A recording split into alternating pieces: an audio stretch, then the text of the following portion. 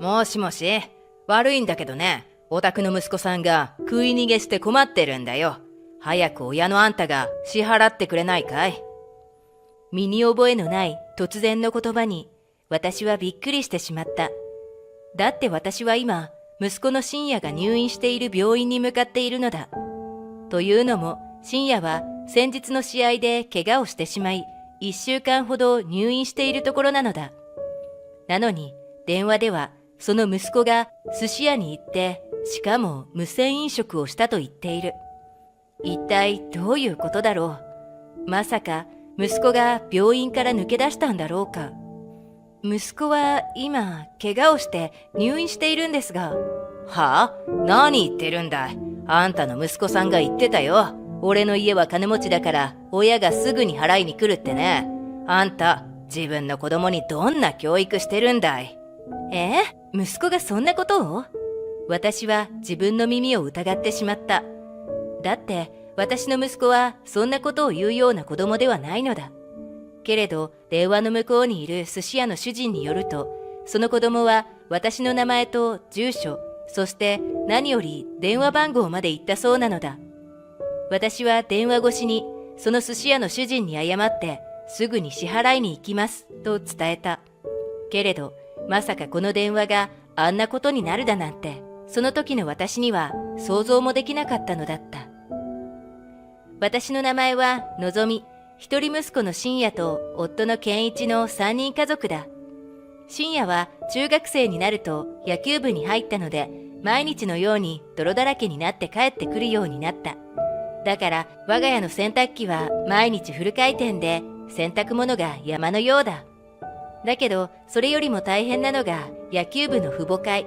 深夜が通う中学校は野球の強豪校として有名で、そのために父母会や OB 会といったものがある。父母会への入会はもちろん強制で、親睦を深めるためにと月1回のペースで父母会による飲み会が開かれる。野球部は公式戦がないシーズンも月に1回は他校と練習試合をやっている。だからその応援も兼ねて父母会は試合後に親睦を目的とした飲み会を開いているのだ。そして私はその飲み会がとても苦手だった。飲み会というより参加する親御さんの中に苦手な人がいるのだった。彼女の名前はかなえ。ねえ、のぞみさんの旦那さんが社長って本当なの？いいなあ、羨ましいなあ。好きなものは何でも買えるんでしょ？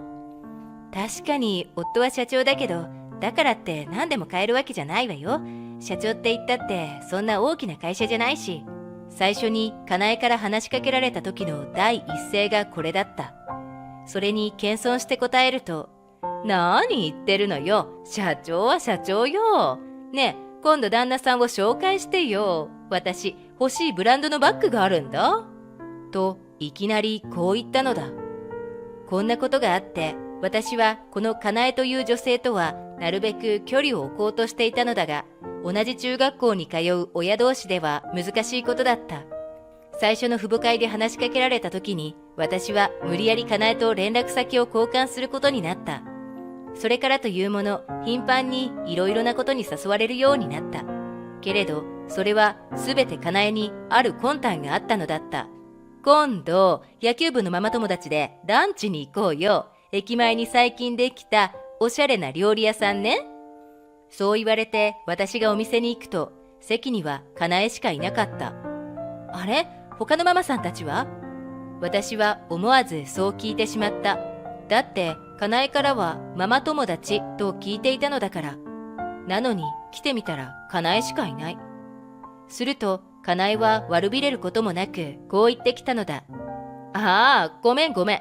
ついうっかりしてて、他のママさんたちに連絡し忘れてった。てへ？そういうかなえの目の前には、所狭しと並べられた料理の数々。さ、今日はじゃんじゃん食べて親睦を深めましょう。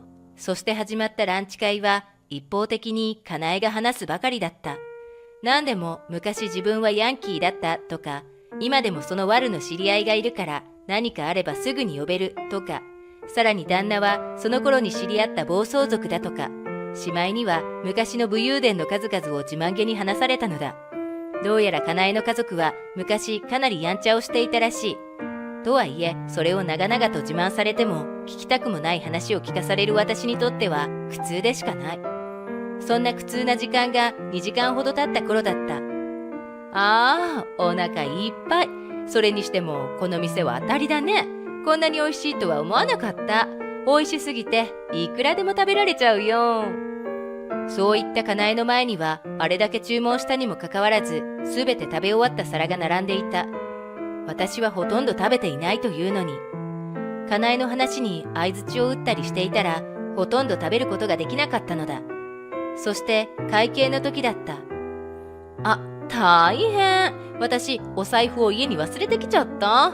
うっかりしてたわ。のぞみさん、悪いんだけど、代わりに払ってくれない？あれだけたくさん食べておいて、財布を忘れたなんてあるんだろうか。私はかなえの言葉を信じたくはなかったけれど、ここで私が払うのを渋っては、お店に迷惑がかかってしまう。じゃあ、今回は私が代わりに支払っておくね。そう言って、私が彼女の分の支払いを済ませたのだった。ラッキー。やっぱ持つべきものは金持ちのママ友よね。おごり、あざっす。ちょっと待ってよ。私は代わりに支払っただけでおごったわけじゃないわよ。後であなたが食べた分のお金返してよ。私が慌ててそう言うと、かなえは途端に怒り出した。あんた、何舐めたこと言ってんの？あんたが私におごってくれたの。まあ、あれだけ私に話させたんだから、それも当然よね。講演料ってやつ。ちょっと、元はといえば、あなたがお財布を忘れたんじゃ。私がそう言っても、彼女は聞く耳を持たずにさらに言ってくる。だから金持ちの女って嫌なのよ。人がせっかく仲良くしてあげようってのに、調子に乗っちゃってさ。信じられない。ケチにも程があるでしょ。そう言うと、さっさと帰ってしまった。一体何なのよ、もう。まさか、息子の通う中学校にこんな人がいるなんて。最初から苦手だったけど、まさかここまでだとは思っていなかった。だから私はその日、部活から帰ってきた息子の深夜に、かなえさん一家のことをそれとなく聞いてみたのだった。あいつ、みんなに嫌われてるよ。何でもかんでも俺たちにおごれって言ってくるし、性格も悪いし、何かあるとすぐに親に言いつけてやるって言ってくるんだ。パパもママもヤンキーで、怒ったら怖いぞって言ってきて。そう話す息子の表情はかなり迷惑そうだった。そうか、やっぱり親が親なら子も子なのね、と私は思ってしまった。だからその時は私は息子になるべくその家族には関わらないようにと伝えておき、私もそうすることにしたのだった。こちらがなるべく関わらないようにして中学を卒業するまで我慢しようと思っていたのだった。ある日、私が病院に向かっていると電話がかかってきた。スマホに表示されたのは登録がない知らない番号だった。私が不思議に思って電話に出ると、もしもし、悪いんだけどね、お宅の息子さんが食い逃げして困ってるんだよ。早く親のあんたが支払ってくれないかい？身に覚えのない突然の言葉に私はびっくりしてしまった。だって私は今、息子の深夜が入院している病院へ向かっているのだ。というのも、深夜は先日の試合で怪我をしてしまい、1週間ほど入院をしているところなのだ。なのに、電話の向こうではその息子が寿司屋に行って、しかも無銭飲食をしたと言っている。一体どういうことだろう。まさか息子が病院から抜け出したんだろうか。息子は今怪我をして入院しているんですが。何言ってるんだい。あなたの息子さんが言ってたよ。俺の家は金持ちだから親がすぐに払いに来るってね。あんた自分の子供にどんな教育してるんだい。息子がそんなことを？私は自分の耳を疑ってしまった。だって私の息子はそんなことを言う子供ではないのだ。けれど電話の向こうにいる寿司屋の主人によると、その子供は私の名前と住所、そして何より電話番号まで言ったそうなのだ。私は電話越しにその寿司屋の主人に謝ってすぐに支払いに行きますと伝えた。けれどまさかこの電話があんなことになるだなんて。その時の私には想像もできなかったのだった。まずは深夜のところに行って確認しないと。そう思って私が病院に行くと、そこにはギプスをして外出なんてとてもできそうにない深夜がいた。え、俺が寿司を食べに病院を抜け出した？無理だよ、そんなの。やっぱりそうだよね。と安心はしたけれど、そうなると寿司屋にいたのは誰なのかと不思議なことになってしまう。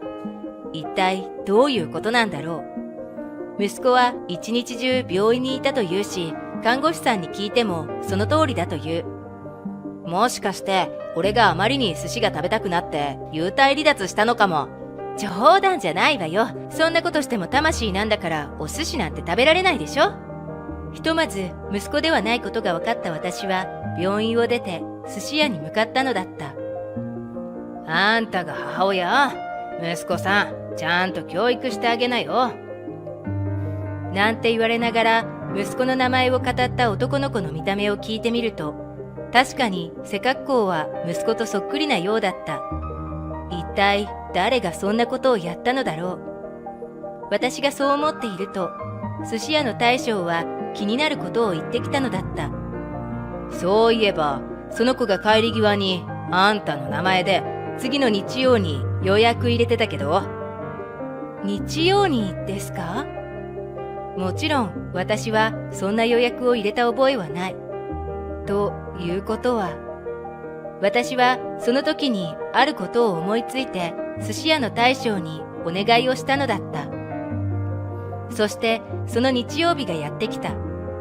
私は事前に寿司屋の大将にお願いをして個室で待っていた。すると予約の時間になってお店に入ってくる親子連れの声がした。その声はなんと私が関わりたくないと思っていたかなえとその息子の声だった。こんにちは。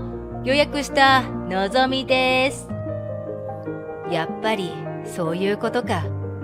私は呆れてしまった。どうやら私の息子と偽ったのはかなえの息子らしい。しかもそれだけでなく、私の名前で予約までするなんて、この支払いも私と偽って食い逃げするつもりに違いない。私は確信した上で、ある番号に電話をしたのだった。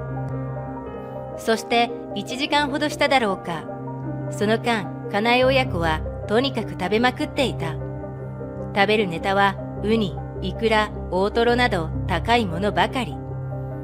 ああ、食べたわね。すっごく美味しかった。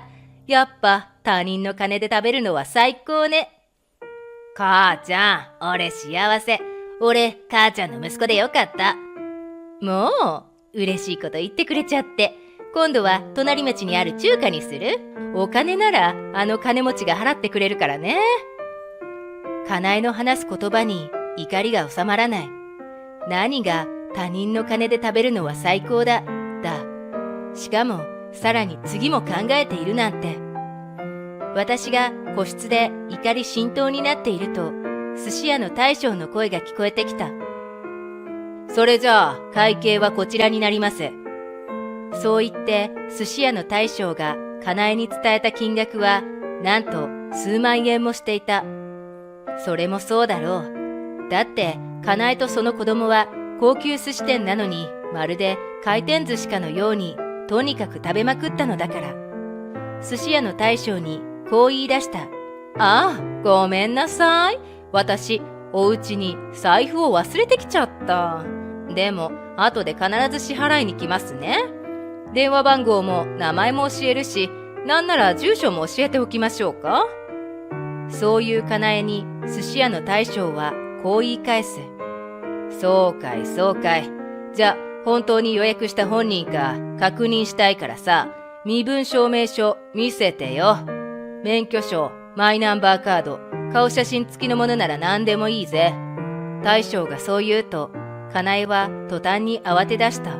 それもそのはず。だって、かなえが私だと証明するものなんてあるはずがないのだから。身分証明書？そうそう。それも財布に入れてあるから持ってないんです。かなえがそう言うと、寿司屋の大将はニヤニヤして言った。それはしょうがないな。じゃあ、予約した番号に電話をかけてみる。ってことでどうだい？財布は忘れてもスマホは持ってるよな。だってさっきスマホいじってたところを俺はちゃんと見てたぜ。かなえが予約した番号はもちろん私のスマホの番号だ。その電話番号にかけられたらバレてしまうので、かなえはさらに慌てている。それはちょっと、そうそう。実はスマホの電池が切れそうなの。すごく、すぐに。ね。まあ、そう言わずにさ、ワンコールだけなら大丈夫でしょ。ほら、かけるぜ。寿司屋の大将は楽しげに電話をかけ始めた。この大将、ノリノリである。そして軽やかに店の個室から聞こえてくる私のスマホの着信音。かなえはきっとびっくりしたことだろう。だって着信音が店の個室から聞こえてきたのだから。私はまだ個室にいたまま、しかも大声で電話に出た。はい、もしもーし。どうも、こちらのぞみさんのお電話で合ってますか？今、のぞみさんとその息子さんが寿司を食べたんだけど、財布を忘れて金が払えないって言ってるんですよ。のぞみさんが。どうしましょうかね。のぞみさん。それは大変。でもおかしいな。私、お寿司はまだ頼んでないのにな。ってことは、もしかして、あなたの偽物。そう言って、私は個室のドアを開けて、かなえ親子の前に出てきた。あら、かなえさん、ごきげんよう。人のお金で食べるお寿司、美味しかったかしら？あら、のぞみさん、待ってたのよ。あなたが来るの。ほら、大将、この人と私たち一緒に食べることになってたの。ねえ、のぞみさん、そうよね。私が登場した途端、さっきまでの私がのぞみを方針転換してくる。でも、そんなの私が許すはずがないではないか。何言ってるの？私、あなたと食べる約束もしてないし、そもそもこのお店で予約なんてしてないわ。私と偽って無銭飲食だなんて、ずうずうしいにも程があるでしょ。私がそう言うと、かなえは開き直ってきた。はあ？金持ちのあんたが何偉そうに言ってんのよ。あんただけ金持ってるなんて不公平よ。だから私があんたの代わりに金を使ってやってんのよ。自分のやっていることを棚に上げて、よくもそんなことを言えるものだ。私は呆れてしまった。だけど、自分のやったことはしっかりと責任を取ってもらわなければならない。あっそう。なら仕方ないわね。ママ友だから警察沙汰はやめておこうと思ってたんだけど、あなたは平等が好きってことだから、不平等なことはしないで警察に連絡するわね。嘘？警察なんてやめてよ。ひどい。人でなし。人でなしはどっちよ。無銭飲食してその代金を私に払わせようとしてるあんたに言われたくないわ。私がそう言い終わると、外でパトカーのサイレンの音が聞こえてきた。そう、かなえが店に入ってきた時に私が電話した先は警察だったのだ。警察なんてもう嫌よ。あんた覚えときなさい。後で後悔させてやるから。かなえは私にそう捨て台詞を吐くと、警察に連れて行かれたのだった。それから数日経って、最後にかなえが言った言葉が少し不安だったが、それは杞憂だった。かなえが警察に連れて行かれた事実はすぐにママ友を通して近所、そして学校中に広まっていった。かなえは罰金刑で終わったが、すでに近所と学校中に噂が広まってしまい、一家で逃げるように引っ越しをしていったのだった。引っ越し先は知らないが、噂というものはどこまでもついていくものだから、きっとしばらく苦労することだろう。すべては自業自得。悪いことをしたら罪を償うということだろう。かなえ一家が引っ越したおかげで、ようやく我が家に平和が戻ってきた。今では息子の深夜は退院してまた元気に部活に励んでいる。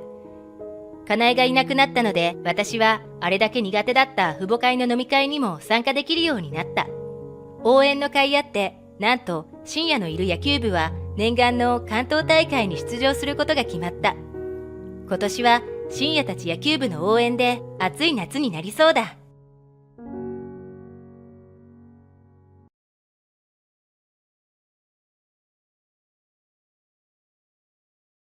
お待ちしておりました。お連れのお二人はもうご到着されていますよ。そう言われて俺は焦った。まさか祖父たちがもう来ていたなんて。せっかく俺が早く来て2人を出迎えようとしていたのに。そう思いながら予約した個室に入り、俺は自分の目を疑った。お、やっと来たかよ。来てすぐで悪いんだけど、お前の予約は俺が使わせてもらうから。この子が行きたいってうるさくてさ。誰この冴えない男。しかもポカンとした顔なんかしちゃって。ウケる。なんでお前がここに？俺が予約したはずなのに。状況がわからずに呆然とする俺に、リュウジは言ってきた。あは、お前がこんな超高級料亭で飯だなんて500年早いんだよ。だから俺がお前の代わりに使ってやるんだ。中卒の底辺がこんな高級な店を使うな。お前には駅前の安い居酒屋で十分だろ。やだ、リュウジ君ウケる。500年先なんて絶対生きてないじゃん。当たり前だろ。つまりこの男は一生使うなって意味だよ。リュウジ君頭いい。高学歴の男最高。目の前がクラクラしてきた。俺が予約した席をリュウジがこんな形で横取りするなんて、そんなこと許されるのか？視界の端に誰かが廊下の向こうからやってくるのが見えた。祖父ともう一人。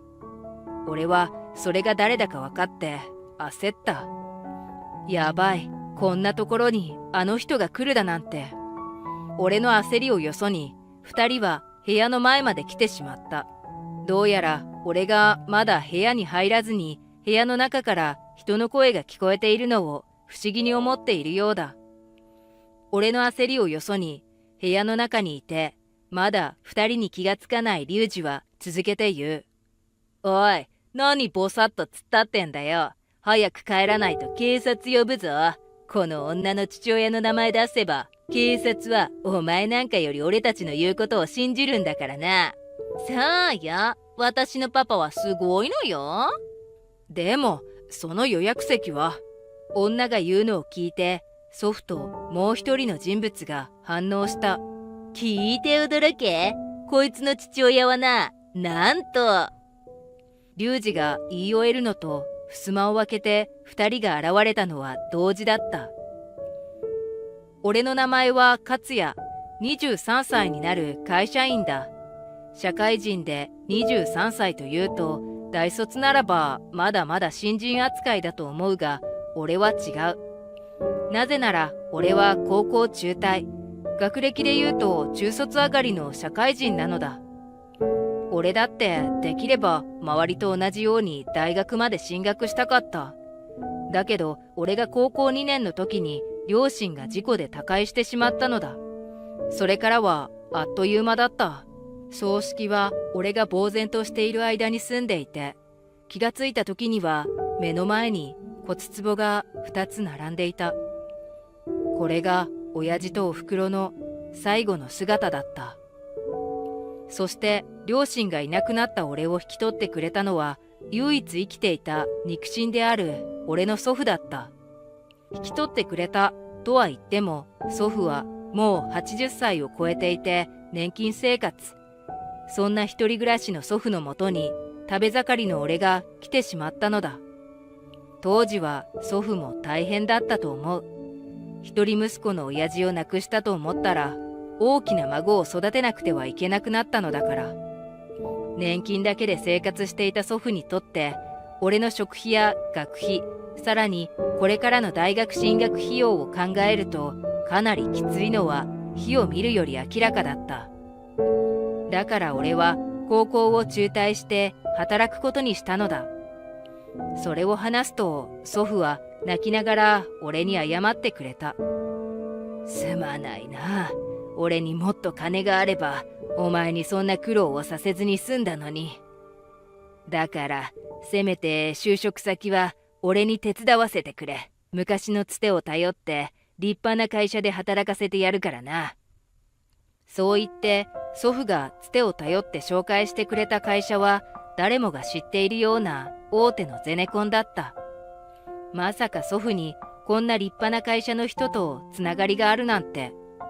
当時の俺は祖父のコネというやつにびっくりしたものだ。そしてそんな祖父と頼みを聞いて入社させてくれた会社の人に俺は感謝をしたのだった。だから俺は入社してからとにかくがむしゃらに働いた。高校を中退して入社したからもちろん社内の誰より若くて体力があった。そして若さゆえの無謀さも。だから仕事は昼も夜も関係なくとにかく動いていた。最初はコネで入ってきた中卒の坊主と冷めた目で見られていた俺だったが、その頑張る姿勢が良かったのかもしれない。気がつけば俺は23歳。今ではわからないことは俺に聞け、俺に頼めばなんとかなると言われるほどに社内で信頼を得ることができたのだった。そして23歳といえば大学を卒業した奴らが新社会人になる年。だからその年は俺の職場にも俺と同じ年の後輩がやってきた。奴らの中には中卒の俺を見下すような奴もいた。なにあいつ中卒かよ。まさかそんな人間と同じ職場なんてな。中卒ってことは仕事は大してできないんじゃねえの？だけどそんな奴はすぐに職場の人たちに叱られておしまいだ。何せ俺は彼らと同じ年ながらすでに誰よりも仕事ができる社員になっていたのだから。けれどそんな俺のことをよく思わない奴がいた。彼の名前は龍二。龍二は俺と同い年で大卒だ。彼は同期入社の中でも一番高学歴らしい。何でも私立大学の中でも偏差値トップクラスの大学を首席で卒業したとか。俺を見下しているのかは知らないが、この龍二は俺によく絡んできた。しかもその言い方はいつもひどく気分が悪くなった。こんなことを言われたことがある。勝也先輩、おはようございます。昨日は飲みすぎちゃいましたよ。大学の先輩に無理やり付き合わされちゃって。あ、その先輩ってこの会社の人なんですけどね。その人がもうしつこくって。なんでも同じ大学を首席で卒業したお前は早く出世できるぞだなんて。でも出世するなら俺より長く働いてる勝也先輩ですよね。ってすみません。先輩は中卒だから昇進なんて関係ないっすね。またある時にはこんなことを。先輩お疲れっす。俺今日はこれから同窓会なんですよ。何の同窓会かって？決まってるじゃないっすか。高校ですよ。高校生活は楽しかったな。なんて言うんですか？ほら、一番青春できる年齢じゃないっすか。そんな時に最高の友人と最高の学生生活ができるなんてほんと幸せですよね。ってすみません。先輩は中卒だからそんなの経験できてないんでしたね。ああ、先輩かわいそう。そんな風に遠回しに俺のことを見下して笑ってくるのだ。確かに俺はこの会社に入社するときに人事から昇進は大卒者を優先すると言われた。だけどそれがどうしたというのだ。俺は誰よりも仕事ができると自負しているし、実際に周りもそう評価してくれている。それでいいじゃないか。龍二が言うように高校生活は一番学生生活を謳歌して青春を満喫できる時期かもしれない。だけどそれが何だっていうのだ。俺は龍二たちが学生生活を謳歌していた間、誰よりも必死で仕事をしていた。そして今の俺がいる。それでいいじゃないか。たとえ中卒だからという理由で出世できないとしても俺は構わない。たとえ高校生活を経験していなくても俺にはその分積み上げてきた社会人としての実績がある。だから龍二が俺をどんなに笑おうとも構わない。そう考えていたのだった。けれどそれもある出来事で俺は考えを変えざるを得なくなってしまった。なぜならそれから数年後、俺を嘲笑っていた龍二が俺の上司になったのだから。龍二が俺の上司になったと聞いたとき、最初は素直に喜んだ。だっていくら後輩とはいえ同じ年なのだから、そんな龍二の昇進を祝わないわけがないじゃないか。だけど俺のお祝いの言葉に龍二はこう返してきたのだった。はあ、お前には散々偉そうにされたからな。たかが中卒のくせして、これからは覚悟しろよ、この低学歴野郎が。周りに誰もいないのを確認してから龍二は俺にそんなことを言ってきたのだった。俺はびっくりしてしまった。確かに龍二は俺に対してあまりいい感情を持っていないだろうとは思っていた。だけどまさかここまでだったとは。そして龍二が最後に言った覚悟しろの言葉に俺は悪い予感がするのだった。それからの龍二は俺の上司になると同時に俺に対して陰湿な嫌がらせをするようになった。新しいプロジェクトメンバーを選ぶとき、わざと俺を外そうとするなんて序の口。龍二の上長に俺たちの部署の業績報告をするときには、俺の悪口をあることないこと吹き込んだり、部署内で何かミスがあると全て俺がやったと決めつけたり。最初は同じ部署の仲間たちが助けてくれていたのだが、次第に誰も助けようとはせずに、むしろなるべく関わらないようになっていった。きっと龍二が裏で手を回しているに違いない。だからといって平社員の俺にはどうすることもできなかった。いつしか俺は部署の中で孤立し始めていた。周りは龍二の目を気にして俺を腫れ物に触るように扱う。これまで俺がこの会社で作り上げた信頼も実績も龍二の嫌がらせによってどんどん崩れかけていたのだった。まさかあいつがここまでやってくるとは。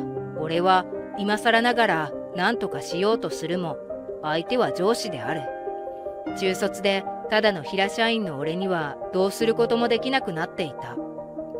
それもこれも俺が中卒だからなのか。もし俺が龍二と同じように大卒でこの会社に入社していたら、もし俺が大学に進学していたら、もし俺の両親がまだ生きていたら、俺は何度も頭の中で極右の可能性を考えていた。けれどそれは実際にはどうすることもできない夢のような話。今となっては俺を助けてくれる人も味方になってくれる人も現実にはいないのだった。そんな時だった。久しぶりに祖父から連絡が来たのは、祖父に会うのは俺がこの会社に就職して一人暮らしを始めてからは年末に一緒に年越しをする程度だった。お前が立派に社会人になってもう随分経つからな。今度一緒にお祝いをしようと思うんだ。もうすぐお前の両親の命日の日だから、その日に一緒に飲んで天国のあいつらと一緒に祝ってやるよ。久しぶりに聞く祖父の声は変わらず元気そうだった。最近は龍二のこともあって気分がめいっていた俺にとって、祖父のその誘いは願ってもないものだったので、すぐに快諾したのだった。店は俺が指定するところにしよう。そこは俺にとっても思い出の店なんだ。予約はお前よろしく頼むよ。そう言って祖父が指定した店をネットで調べてみると、ミシュランに選ばれた日本を代表する料亭、日本が誇る至高の料亭などなど、俺が行っても大丈夫なのかと心配してしまうような有名な料亭だった。当然料理の値段も俺の常識をはるかに超えていた。年金生活の祖父とただの平社員の俺とではとてもじゃないが簡単に払えるような金額ではない。俺が心配になって祖父に確認すると、大丈夫だ。その日はもう一人連れて行くやつが全部払ってくれることになってるから、とのことだった。一体俺たちにそんな気前よく払ってくれるなんて推強な人、本当にいるのだろうか。もしかして祖父は俺に心配かけまいとそう言っているんじゃないだろうか。もちろん祖父のことは信じている。だけど念のため当日は貯金からいくらか財布に忍ばせておこうと思った。そんな出来事があって、俺はつい職場で気心知れた仲間に話してしまったのだ。調べればすぐにわかる超高級料亭と、そこを指定する俺の祖父。そんなネタを多少の脚色を踏まえて面白おかしく話してしまったのだ。するとそれをこっそり聞いていたやつがいた。それは俺が最も聞かれたくない相手のリュウジだった。お前、あの店の予約できたんだって？あの店、普通に予約したら半年待ちだぜ。なのになんでお前がそんなすぐに予約できてるんだよ。どうせ全部お前の妄想だろ。いや、確かに予約しましたよ。リュウジにけなされてついムキになってしまったのが悪かった。俺はペラペラと予約した日時、そして予約名まで喋ってしまったのだ。へえ、そこまで言うなら、本当なんだろうな。いつもなら、あと二言三言は嫌味を言ってくるリュウジが、その日はすぐに引き下がった。今思えば、俺がその時、リュウジがニヤニヤと笑っていることに気がついていればよかったのだ。おそらくリュウジはこの時すでに考えていたに違いない。だからあのとんでもない出来事はこの時から始まっていたのだろう。予約した超高級料亭でのソフトの祝いの当日、俺はせっかくの祝いの場に遅れては大変だと思い、定時になるとすぐに会社を出て行った。先に料亭に着いて祖父ともう一人の人を迎えようと思ったのだ。俺が定時で退社するのと同じタイミングでリュウジも退社した。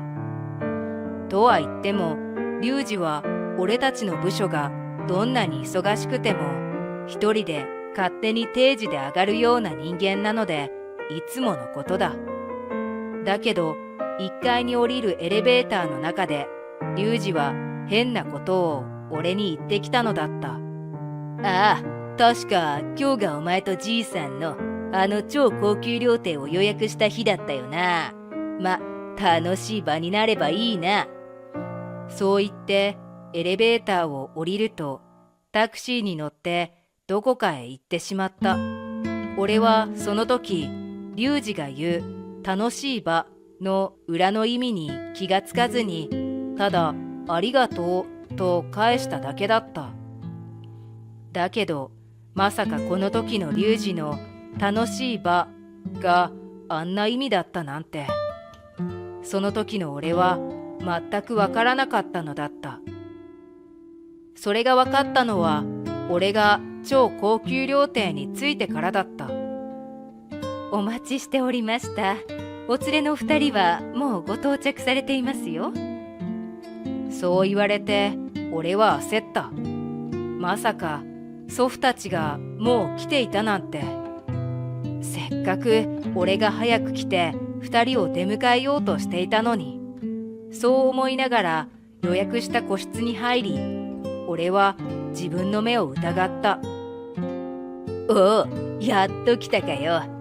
来てすぐで悪いんだけど、お前の予約は俺が使わせてもらうから、この子が行きたいってうるさくてさ。誰この冴えない男。しかもポカンとした顔なんかしちゃって。ウケる。なんでお前がここに？俺が予約したはずなのに。状況がわからずに呆然とする俺にリュウジは言ってきた。お前がこんな超高級料亭で飯だなんて500年早いんだよ。だから俺がお前の代わりに使ってやるんだ。中卒の底辺がこんな高級な店を使うな。お前には駅前の安い居酒屋で十分だろ。やだ、リュウジ君ウケる。500年先なんて絶対生きてないじゃん。当たり前だろ。つまりこの男は一生使うなって意味だよ。キャー、リュウジ君頭いい。高学歴の男最高。目の前がクラクラしてきた。俺が予約した席をリュウジがこんな形で横取りするなんて、そんなこと許されるのか。視界の端に誰かが廊下の向こうからやってくるのが見えた。祖父ともう一人。俺はそれが誰だか分かって焦った。やばい、こんなところにあの人が来るだなんて。俺の焦りをよそに二人は部屋の前まで来てしまった。どうやら俺がまだ部屋に入らずに部屋の中から人の声が聞こえているのを不思議に思っているようだ。俺の焦りをよそに部屋の中にいてまだ二人に気がつかないリュウジは続けて言う。おい、何ぼさっと突っ立ってんだよ。早く帰らないと警察呼ぶぞ。この女の父親の名前出せば警察はお前なんかより俺たちの言うことを信じるんだからな。そうよ、私のパパはすごいのよ。でもその予約席は。女が言うのを聞いて祖父ともう一人の人物が反応した。聞いて驚け。こいつの父親はな、なんと。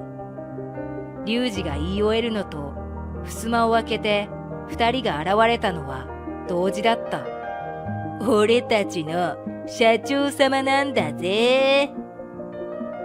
一人は俺の祖父、そしてもう一人は今リュウジが言った社長その人。あ、なんで社長が？パパ？突然のことに言葉がないリュウジたちとは反対にまさに怒気を含んだ声で話し出す社長。それはこっちのセリフだ、バカ者。今日は私の大事な人とそのお孫さんとの会食の場なのに、なんで君たちがいるんだ。そしてまさみ、お前、私が選んでやった婚約者がいながら、この男はなんだ。その後は高級料亭が修羅場と化した。社長は娘を叱り、さらにその娘を連れ出したリュウジを叱った。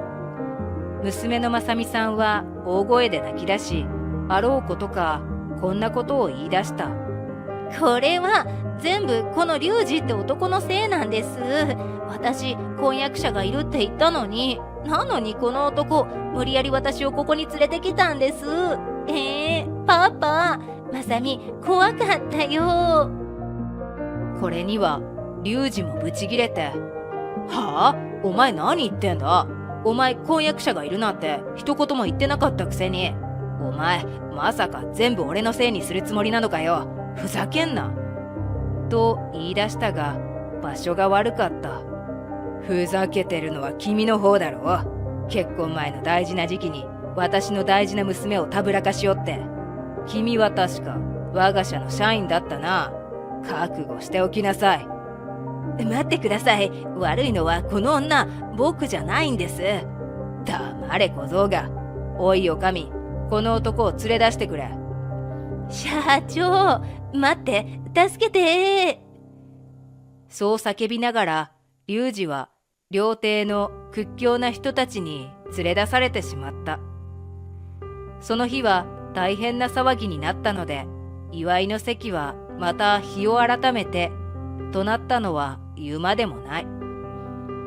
次の日、会社に行くと、リュウジの席は空になっていた。朝一で辞令が出て、リュウジは1ヶ月ほど休暇を取った後に自主退職となったらしい。何も知らない周りの社員は、きっと持病が悪化したんだろう、とか、家業を継ぐためかも、なんて噂していたが、どう考えても昨日のことが原因だろう。何せ婚約者がいる社長の娘を連れ出してあの店にいたのだから。何でも社長の娘であるまさみさんは取引先の会社社長との婚約がすでに決まっていたらしい。その取引先は会社にとって重要な会社で、この婚姻を機にさらに大きな契約をという話まであったとか。社長にしてみたら、そんなまさみさんに近づいたリュウジは、まさに娘の大事な時期に群がってきた邪魔な虫に見えたことだろう。リュウジにはかわいそうだが、俺が予約したあの高級料亭の予約を横取りなんてするのが悪いのだ。これこそが自業自得というのだろう。けれど、リュウジがいなくなって誰が俺たちの部署の新しい上司になるのだろうか。そう思っていたのだが、数日後に出た辞令では俺がその席に収まってしまった。辞令の時に社長室に呼ばれ、社長からあの日のことを改めて謝罪された。先日は本当にすまなかった。せっかく君のおじいさんに呼んでいただいたのに、まさか家族の醜態を晒すことになってしまうとは本当に申し訳ない。あの時にいた男はすぐに対処したよ。あの男を調べさせたんだが、どうしようもない男だったようだね。学歴を鼻にかけて君をひどく扱っていたというじゃないか。おじいさまから託された君がまさかそんな扱いを受けていたなんて、本当に気がつかずに申し訳ない。社長はそう言って俺に頭を下げてくれた。俺の方はまさかそこまでしてくれるとはと恐縮しっぱなしだ。それから話を聞くと、なんと俺の祖父と社長は学生時代の先輩後輩になるのだそうだ。学生時代、金がない当時の社長を祖父は自分も同じくらい金がないのに食事に連れて行ってくれたり、学費の足しにといろいろ援助までしたらしい。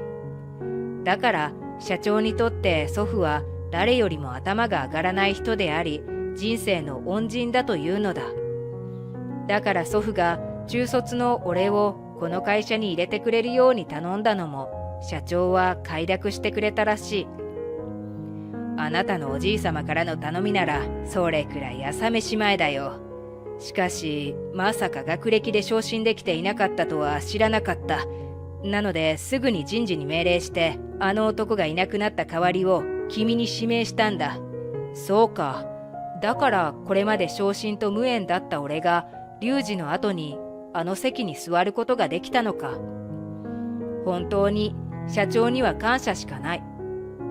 それからはリュウジがいなくなり、俺は前のようにのびのびと仕事ができるようになった。そしてこれまで俺を避けていた人たちもリュウジがいなくなったからか、また以前のように接してくれるようになった。だから今はすごく充実した毎日を過ごせている。それもこれも祖父と社長のおかげだ。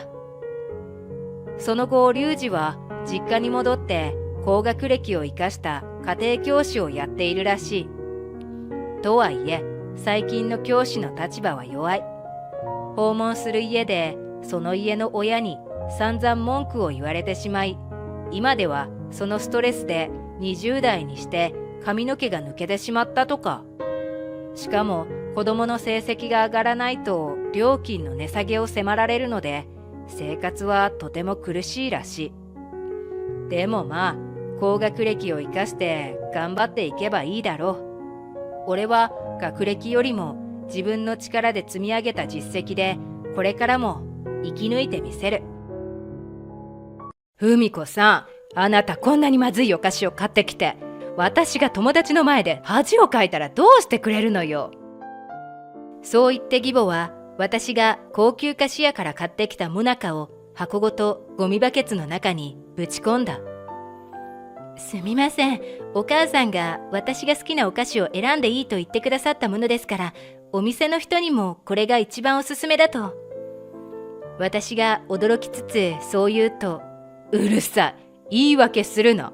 これは私が体操教室にお土産で持っていくための大事なお菓子なの。あんたのセンスを信用したのが間違いだったわ。だったら最初から私に買いに行かせずに自分で買えばいいのに。私は横暴な義母の発言を聞きながら心の中でもやもやとしていた。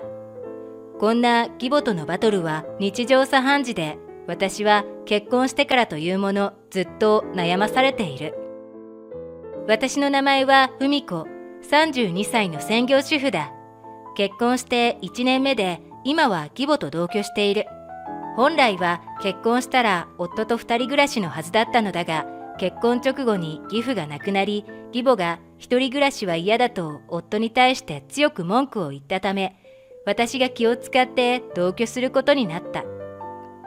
義母は結婚前の顔合わせや結婚式の時は気立てのいい華やかな感じの女性だったので、私は同居に対して何の心配もしていなかった。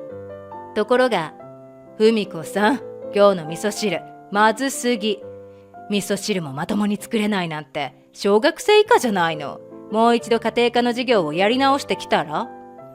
そう言って私の目の前で味噌汁をバシャバシャと三角コーナーに捨てたり、ちょっとあんた、ブラウスにシワが寄ったまんまじゃない。アイロンもまともにかけられないの？明日体操教室に着ていこうと思っていたのにどうしてくれるのよ。まったく使えない嫁ね。そう言って私の顔に向かってブラウスを投げつけたり、とんでもない鬼姑だったのだ。こんな横暴な義母を見て、夫は何をしているのだと思うだろう。実は夫はある飲食店チェーンのエリアマネージャーをしているのだが、2ヶ月前から重点的に見ないといけない地方があって、ずっと出張しているのだ。だから義母は夫が留守なのをいいことに、私を家政婦扱いして毎日のようにいびるのだった。特に大変なのが義母の趣味に合わせることだ。義母は趣味で体操教室に通っていた。その体操教室は地元でも名の知れた大きな教室で、テレビに出ている有名なインストラクターが講師をしてくれることでシニア層にとても人気があった。義母も数年前から通っているのだが、見えっ張りの義母は体操よりも女友達とのマウント取りに躍起になっているらしい。体操教室なのだからジャージなど動きやすい服装で行けばいいと思うのだが、体操教室が終わった後にみんなで女子会をして自慢話を楽しむのが目的の義母は、デパートで買ったピカピカの服やブランド物のバッグ、小物類など、まるでファッションショーでもするかのように素晴らしい衣装を用意しては着ていくのだった。そしてその衣装の管理は私に任されていて、ちょっとでもシワが寄っていたりバッグに汚れがついていたりすると厳しく叱られる。また教室があった日の夕食時には決まって、山本さんところの奥さんなんか毎週同じ古着みたいな格好をしているのよ。服を買うお金もないのかしらね。いやね、貧乏人は。なんであんな人が体操教室なんかに通っているのかしら。汚らわしいわ。こんな風に他の人の服装をけなしたり、自分がいかにみんなよりも優れているかなどを延々と私に話して聞かせるのだった。夫が出張中で義母と2人だけの夕食の席、正直苦痛でしかない。私はずっとはいはいと淡々と相槌を打ちながら義母の話を聞き流しているのだが、それでも他人の悪いところを見つけては面白がって笑っている義母を見てイライラする一方だ。それに困ったことに、そういえば今日藤原さんの奥さんに孫ができたって自慢されたんだけど、あんたが早く子供を作らないから私恥をかいてしまったじゃない。孫のできるスピードで他の人に負けるなんて悔しいわ。息子が出張に行く前に子供くらい作っておけばいいのに。まったくできない嫁だね。こんなことまで言い始めたのである。この人は子供の命を何だと思っているんだろう。孫のことを自分が他人に対して優越を示すためのアクセサリーでしかないように喋り立てる義母の姿を見て、私は心底腹が立ち、ますますストレスが溜まった。そんなある日のこと。ねえねえ、文子さん、あなたの実家ってお寿司屋さんだったわよね。珍しく義母が猫なで声で私に声をかけてくる。なんだか嫌な予感がする。私の実家は確かに寿司屋だ。地元でも有名な高級寿司屋で、私は学校を卒業した後にずっと店を手伝っていた。そしてそこで働いている時、会社の飲み会でうちの店をよく利用していた夫と出会い、結婚したのだった。今は実家の寿司屋は私の両親と兄夫婦が経営している。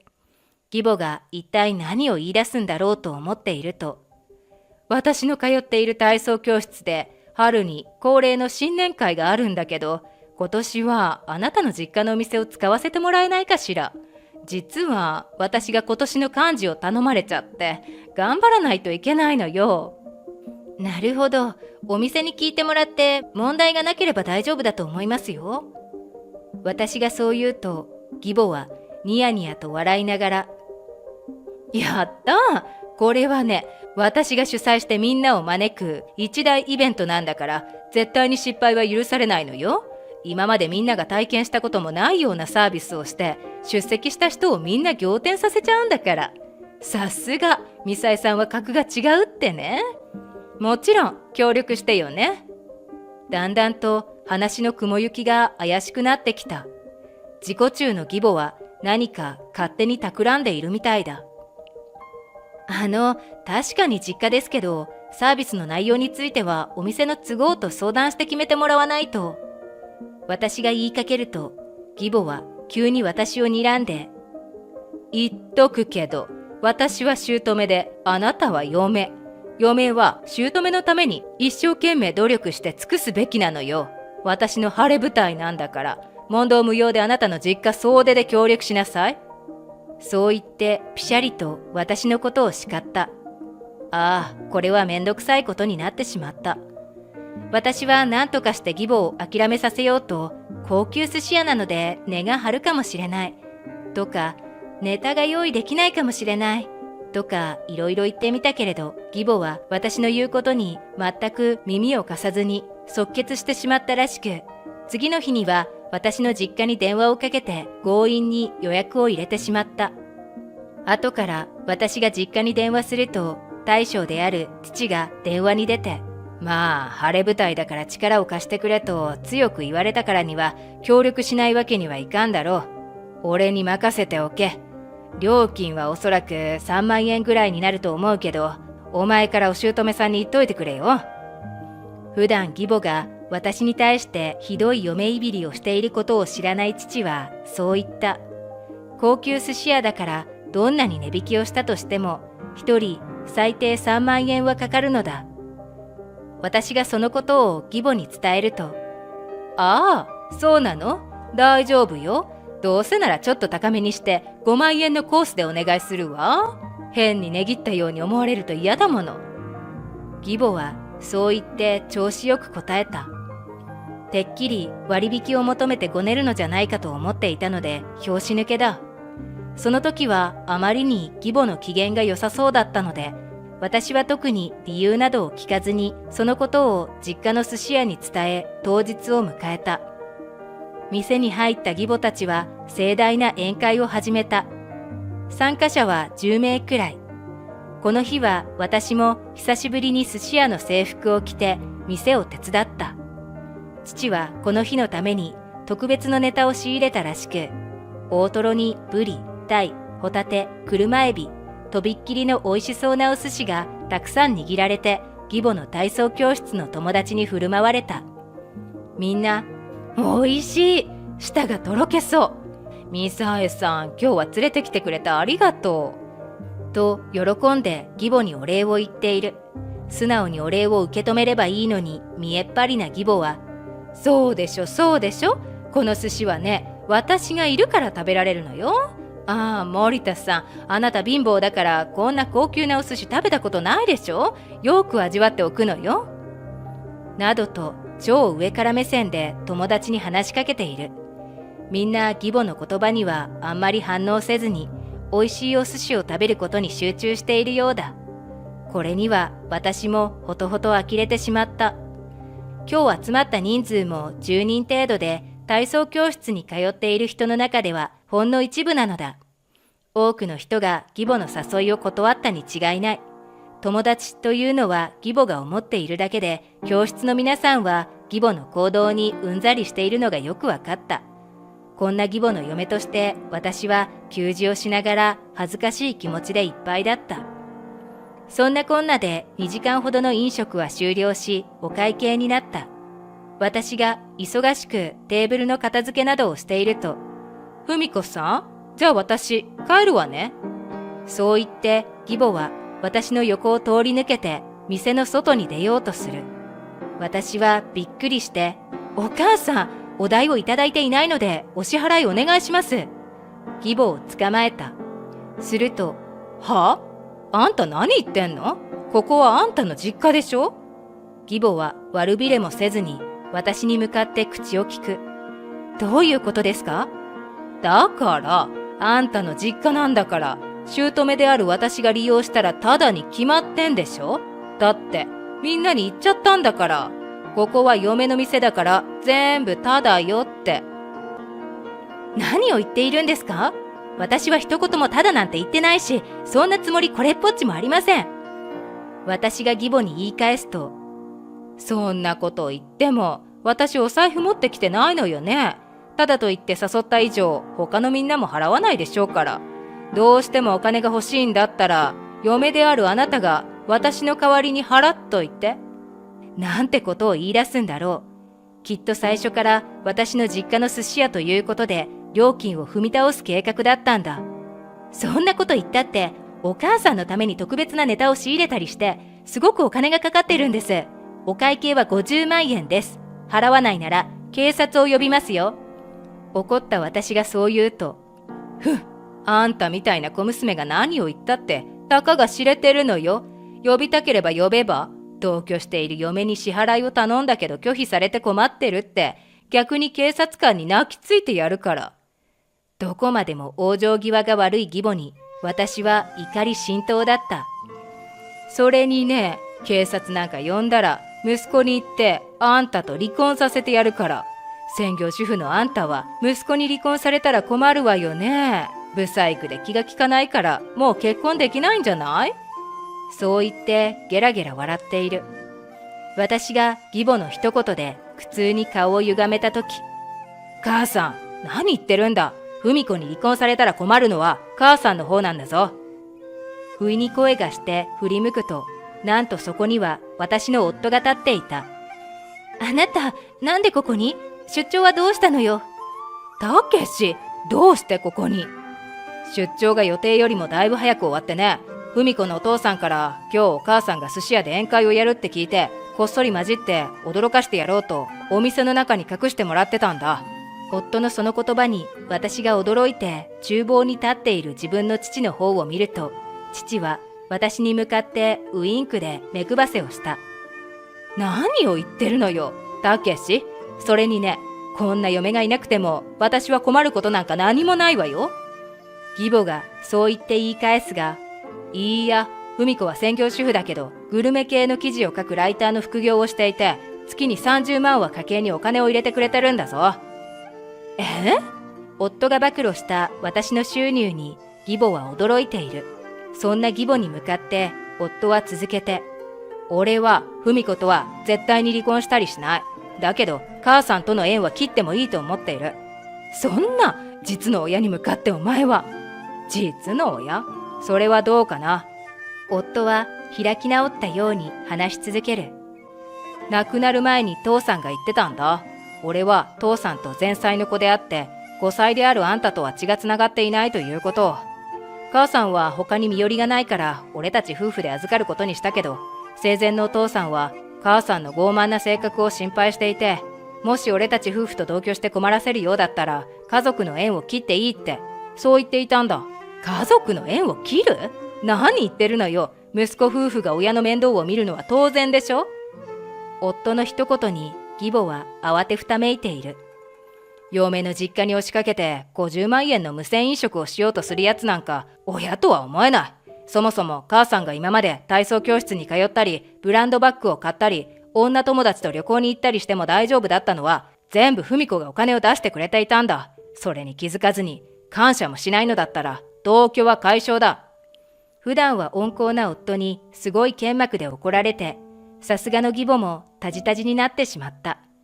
わかったわよ。払うわよ。でも今は現金の持ち合わせがないから、あなたたちが一度立て替えて。ふざけるな。もう警察に電話する。この後に及んでまだ言い訳を繰り返そうとする義母に、堪忍袋の緒が切れた夫はすぐに電話して警察を呼んでしまった。警察の前で息子にも見捨てられ困り果てた義母は、友人たちにお支払いをお願いしたが、自分がおごると言って連れてきた以上、支払ってくれる人などおらず、助けてくれるほどの信頼関係もなかったようだ。結局義母は警察に無銭飲食を厳重注意され、後日ブランドバッグや自慢の服を売ったお金でなんとか50万を作って私の実家に支払ってくれた。だけど今回の件での夫の怒りは凄まじく、また私にしていた嫁いびりも全部バレてしまい、夫は義母を家から追い出してしまった。その後聞いた話によると、50歳を過ぎて独り身で行くあてもない義母は生活にとても困ってしまい、今は隣町のボロアパートで公園やトイレ掃除のアルバイトなどをしてなんとか生活しているようだ。お金がないため自慢の体操教室にも通えなくなってさぞかし落胆していることであろう。私たち夫婦は義母を追い出して晴れて2人だけの生活になったので、今は平和に暮らしている。私は最近妊娠していることが分かって、来年には家族が増える予定だ。他人に対して見栄を張らなくても十分に幸せな生活は送れる。あのとんでもない義母との生活を通じて、私は改めてそう実感したのだった。私の名前は香織。専業主婦をしている35歳。夫の俊也とは結婚して7年目になる。今は俊也と娘のエリの家族3人でアパートを借りて暮らしている。義両親も私にとても優しくしてくれるし、エリの面倒も見てくれるので、とても助かっている。俊也との結婚生活はたまに喧嘩もしたけど、毎日平穏で幸せな日々を過ごしていた。しかし、数年前にお母さんが亡くなってしまったことがきっかけで、私たちはお父さんの家に引っ越すことになった。俊也のお父さんはもともと会社の社長をしていた人で、60歳を超えてもバリバリ働いていたが、数年前に病気を患ってからは仕事を辞めて家でのんびりと暮らしていた。今まではお父さんの面倒はお母さんが見ていたのに、突然亡くなってしまったので、私たちが代わりにお父さんの面倒を見ることになったので、もともと近くには住んでいたけど、万が一お父さんの体調が悪くなった時に一緒に住んでいた方が安心だろうという話になった。そしてお母さんが亡くなってから1ヶ月後に私たちは義実家へ引っ越した。ごめんね。せっかく家族3人で暮らしていたのに、俺の面倒まで見ることになって申し訳。いいんですよ。家族なんですから。お父さんは優しいし、エリのこともとても可愛がってくれるので、一緒に住むことには何の抵抗もなかった。義実家へ引っ越してきてからは、お父さんの体を気遣った料理を勉強して、なるべく体に優しいものを作るようにした。慣れない料理に時々失敗してしまうこともあったけど、お父さんは、美味しいよ。いつもありがとうね。毎回美味しいと言って全部食べてくれた。それだけではなく、毎日の家事についてもありがとうと言ってくれるので、私はいつも頑張れていた。俊也と暮らしている時は、私が家事をするのが当然だったし、家事をしてくれてありがとうなんて言われたことはなかった。当たり前のことなのに、お父さんはちゃんとお礼を言ってくれるので、毎日気分が良かった。それに比べて俊也は文句ばかり言うようになっていった。そもそも俊也はお父さんとの同居に反対していたのだ。別に近所に住んでいるんだし、わざわざ一緒に住まなくてもいいんじゃないのか？いや、お父さんにもしものことがあった時にそばにいたおかげで助かったなんてこともあるかもしれないでしょ。お父さんだってその方が安心だろうし。それにお父さんの家はだいぶ広いでしょ。一人で家事なんて大変だし、今まではお母さんがずっと面倒を見ていたわけだから。そうだけど。俊也がお父さんと一緒に住みたくない気持ちも少しわかる。俊也はもともとお父さんの会社で次期社長候補として働いていたのだが、あることがきっかけでお父さんの会社を辞めたのだった。そのことがあってからは親子の関係に溝ができたようで、お互い少し距離を置くようになっていった。しかしお母さんが亡くなった今、そんなことは言っていられない。私たちがお父さんの面倒を見ないと、他に誰も面倒を見てくれる人がいないのだ。私の説得で最後はしぶしぶだが同居することに納得してくれた。お父さんと一緒に住むことになってから俊也は食卓でもあまり喋らなくなったし、帰りも遅くなることが増えていった。料理に対しても、何この料理、味気ないな、野菜ばっかじゃん。子供のような文句まで言うようになった。お父さんの健康を考えて作ってるんだよ。だから文句言わないで。それは別にいいけど、なんで俺までこんな料理を食べなきゃいけないんだよ。俊也だけ違うメニューってわけにもいかないでしょ。それに俊也も少しは健康を意識しないとダメだよ。健康診断の結果、あんまり良くなかったんじゃないの？うるさいな。俺の体なんだから別にどうだっていいだろ。俊也は徐々に私の作った料理を食べなくなっていった。食べてから帰ることが増えたり、家でカップ麺を食べることもある。そんな俊也に私は少しずつ不満を感じるようになっていった。そんなある日、俊也の浮気が発覚した。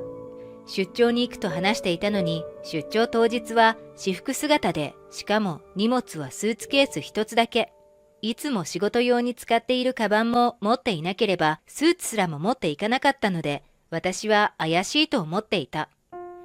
本当に出張なの？そうだけど、なんで？結構ラフな格好だし。今回は取引先と会うわけでもないし、ラフな格好でいいって言われてるんだよ。そうなんだ。じゃあ、行ってくる。エリのことよろしくな。わかった。俊也はあまりにも平然とそう言うので、やっぱり私の考えすぎだったかな、とも思った。しかし、俊也が出張から帰ってきてから、私は気になって仕方がなかったので、タイミングを見計らって、俊也の携帯を見ることにした。すると、メッセージのやり取りはすべて消してあったけど、写真フォルダには女性と一緒に撮った写真がたくさん保存されていた。しかも親しげに肩を組んだり手をつないだりしている。俊也は出張と嘘をつき、実は浮気相手と旅行に行っていたことが分かった。私はすぐにそのことを問い詰めると、だから何？俊也は反省する気も隠す気もないようだった。その態度に私は怒りでどうにかなりそうだったけど、なんとかこらえて冷静に話すように心がける。どういうつもりなの？別に関係ないだろ。ちゃんと養ってやってるんだから文句を言われる筋合いはない。養ってたら何をしてもいいわけ？そんなのおかしいでしょ。もういいか？疲れてるからもう寝たいんだけど、明日も仕事だし。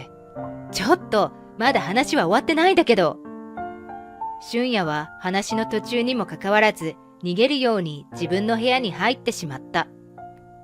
正直、こんな最低な夫とは今すぐにでも離婚したかった。だけど、離婚して私が出て行ったら、お父さんの面倒を見る人がいなくなってしまう。それに、エリだって、これから小学校が始まる。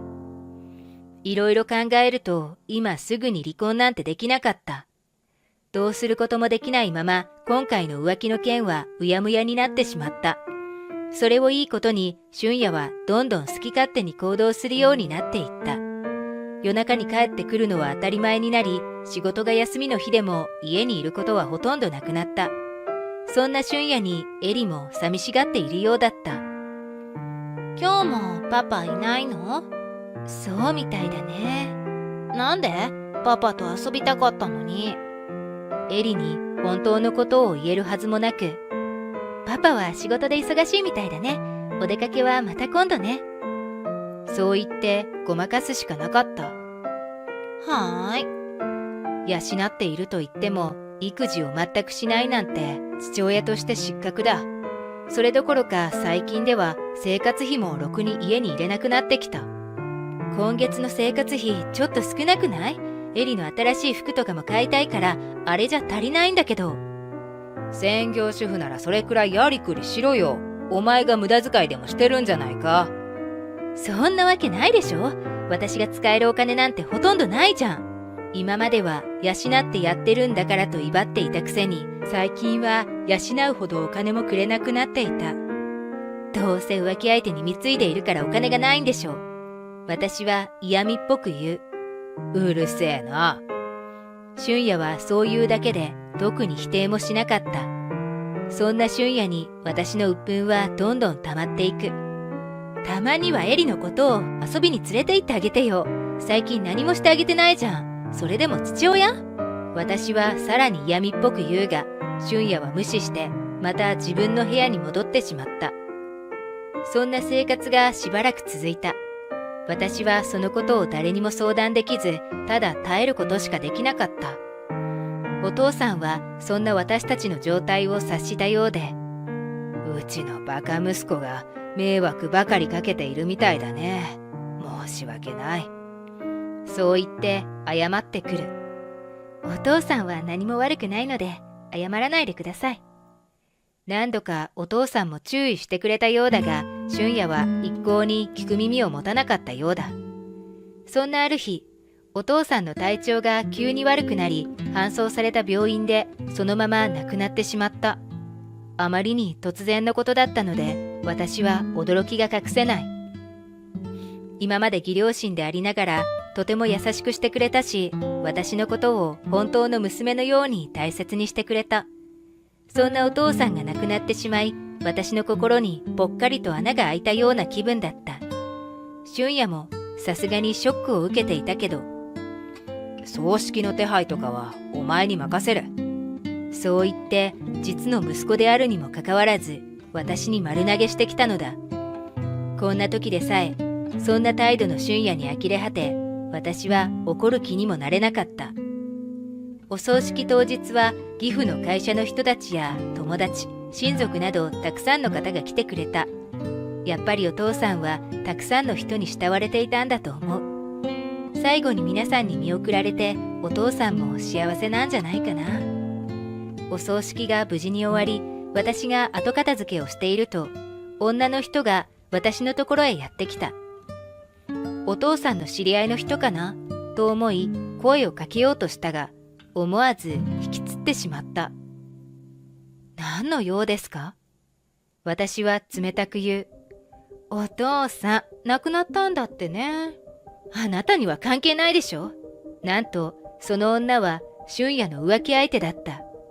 俊也の携帯を見たときに、この女が一緒に写っていたので、顔を覚えていた。遺産の3億円と旦那は私がもらうわね。どうせそんなことだろうと思った。俊也のお父さんがお金持ちだと知って、遺産欲しさに俊也に近づいた。そんなところだろう。遺産相続するのは私だけど。は？だから、あなたたちは遺産を1円ももらえないわよ。残念だったわね。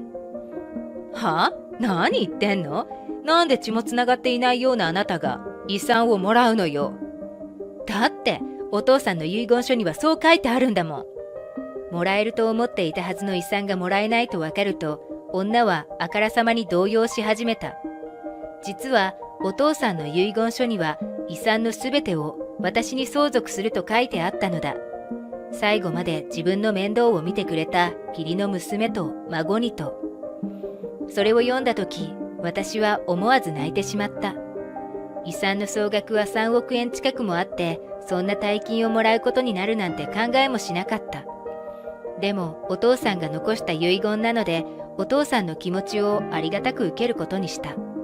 それに、俊也に渡したら、きっと仕事も辞めて、ただの無駄遣いで終わってしまう。それならば、エリのために有意義に使わせてもらおうと思ったのだ。遺産はあげられないけど、旦那はあげるわ。浮気するような旦那なんていらないから。そんな。女は愕然としている。すると、そこへ俊也がやってきた。あれ、舞、なんでこんなところにいるんだよ。何しに来たんだ？私と浮気相手が話しているところを見て、慌てて駆け寄ってきた。遺産をもらいに来たんですって。あげるわけないけど。私がそう言って説明すると、あげるわけないってなんだよ。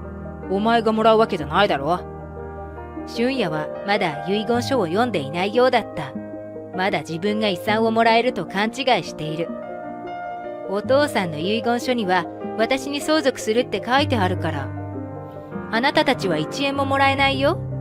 私がそう言うと、俊也は唖然としていた。は？そんなわけないだろ。だったら自分で確認してみなよ。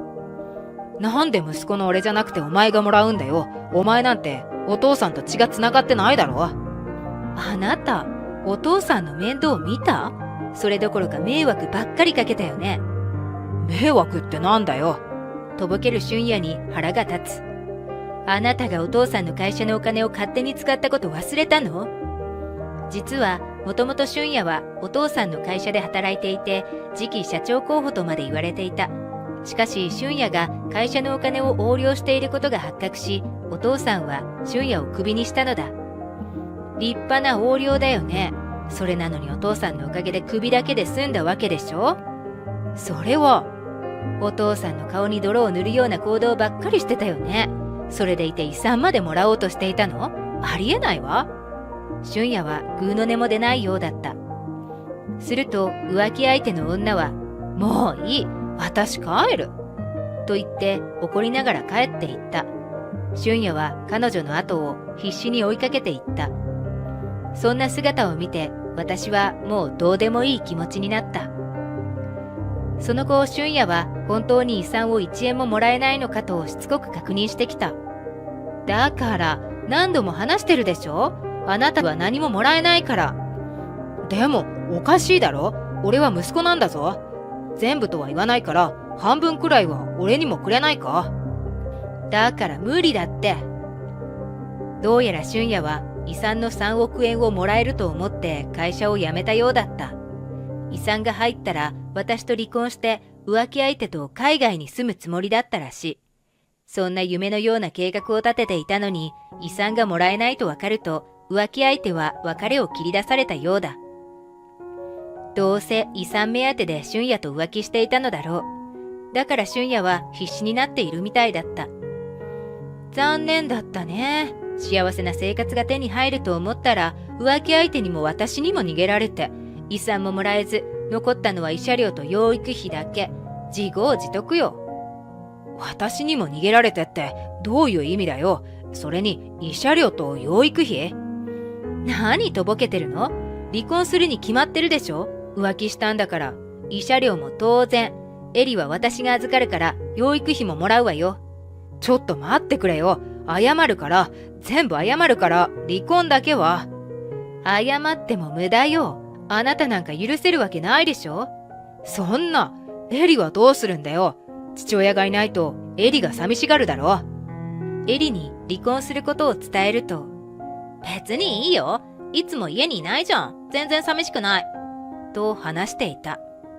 そのことを俊也に伝えると愕然として、それ以上は何も言ってこなくなった。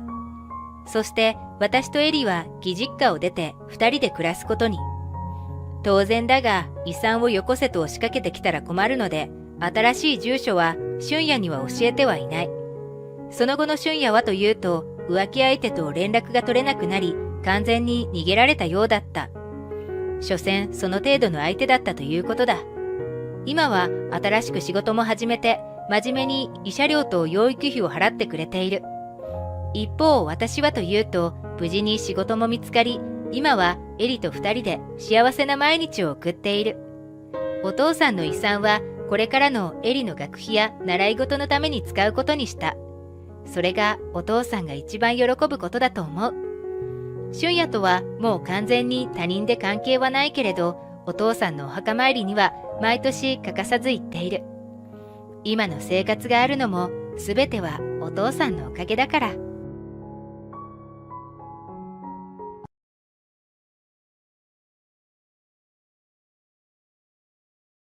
はるかさん、お菓子買ってきたわよ。お茶にしましょう。お母さんは買い物から帰ってくると、そう言って私にピーナッツのお菓子ばかり渡してきた。え？どうかした？私ピーナッツアレルギーなんですけど。あれ？そうだった？ごめんね。私がピーナッツアレルギーなのはお母さんも知っているはずなのに、お母さんはわざとピーナッツのお菓子ばっかり買ってくるのだった。お母さんのあからさまな嫌がらせに私はうんざりしていた。私の名前ははるか、専業主婦をしている29歳だ。夫の裕太とはもともと同じ会社に勤めている先輩と後輩だった。仕事を通して距離が縮まり、お付き合いするようになった。それから数年後、私たちは晴れて結婚することに。私は結婚後仕事を辞めて、ゆうたの実家で義両親と同居することになった。結婚当初、義両親はとても優しくて、この人たちとなら同居してもうまくやっていけるだろうと思っていた。しかし、義実家での同居生活が始まると、徐々にお母さんの態度が変わっていったのだ。うちに嫁いできたんだから、家事は全部あなたがやりなさい。え？何？なんか文句でもあるの？あなたは専業主婦でしょ？ゆうたに養ってもらってるんだから、それくらいするのは当然よ。あ、はい。確かにそれはそうだけど、お母さんは結婚前に、家事は協力してやりましょうね。そう言っていた。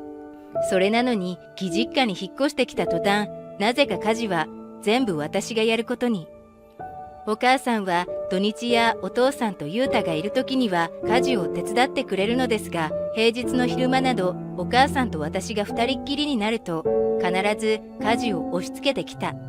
それだけならまだ良かったものの、水拭きしたら必ず空拭きもしなさいよ。水滴の跡がつくでしょ？わかりました。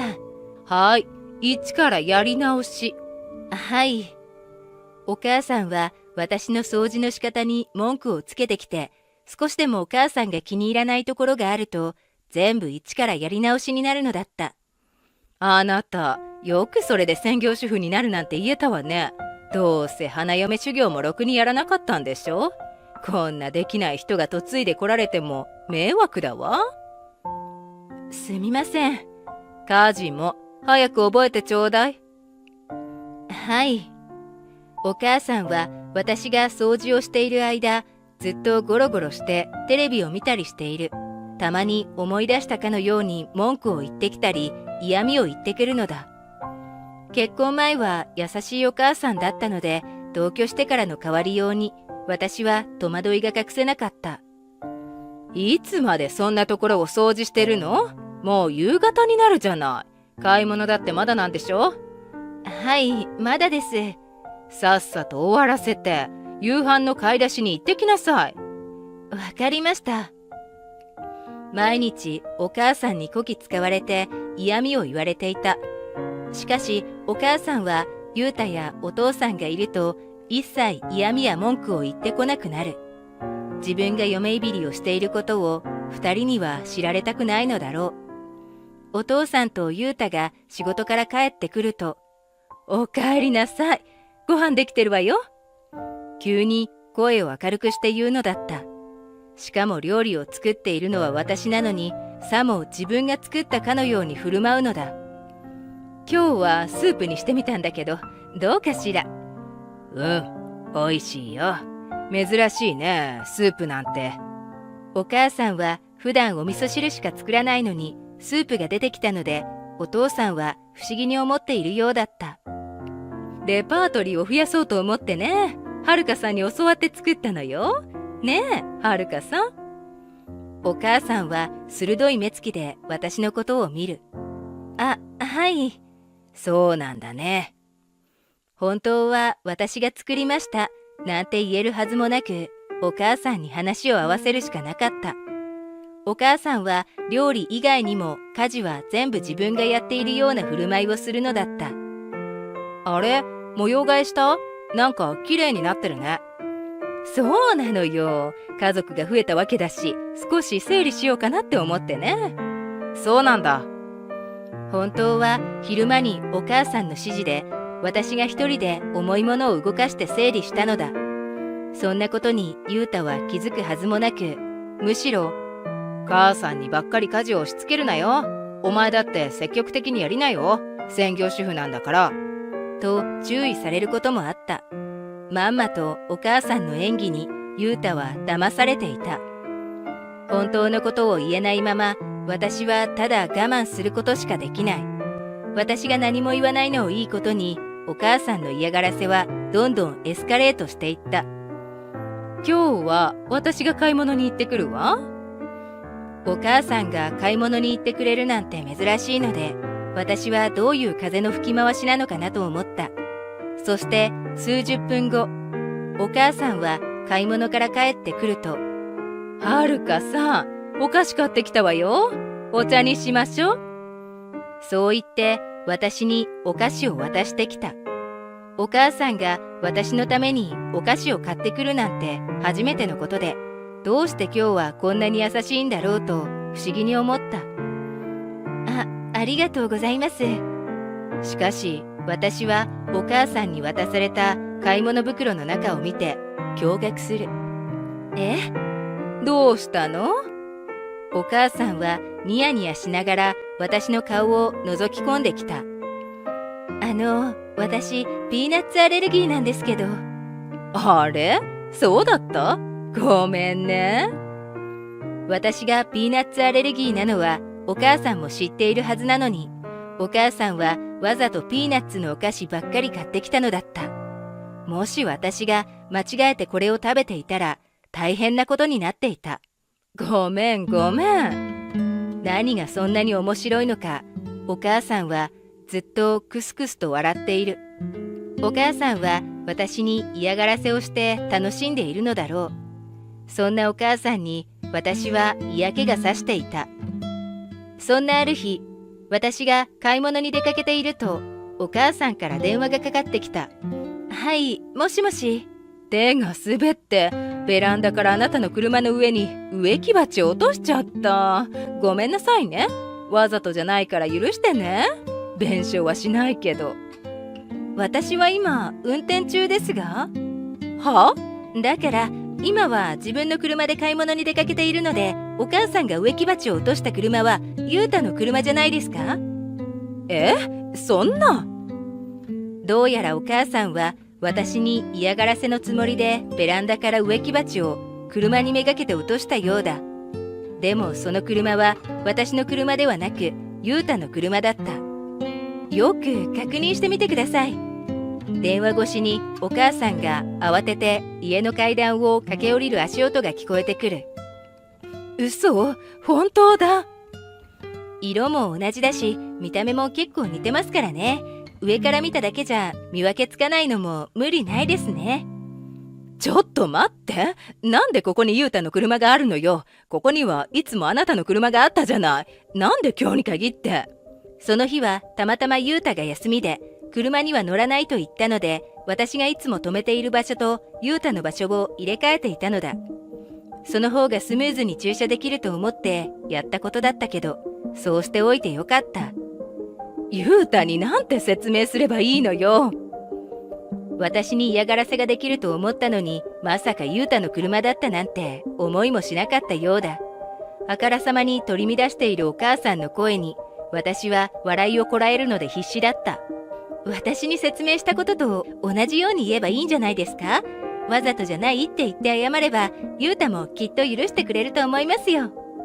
謝って済む問題じゃないでしょ。ゆうたの車なのよ。その言葉にさすがに腹が立った。私の車なら何をしてもいいんですか？謝ればそれでいいんですか？当然でしょ。そもそも働いてもいないくせに自分の車を持ってるなんて生意気なのよ。あなたなんて車なくてもいいんだから。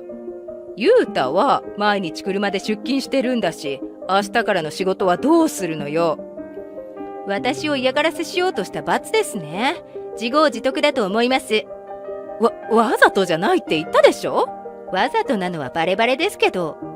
もういいわ。あなたじゃ話にならない。お母さんはそう言って電話を切った。その後どうなったのか気になったので、私は早めに買い物を切り上げて家に帰ることにした。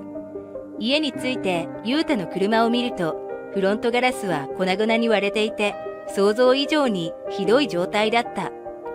ゆうたはこの車をとても気に入っていたし、毎日仕事で使っているので、こんなことになれば相当怒っているんじゃないかと心配になった。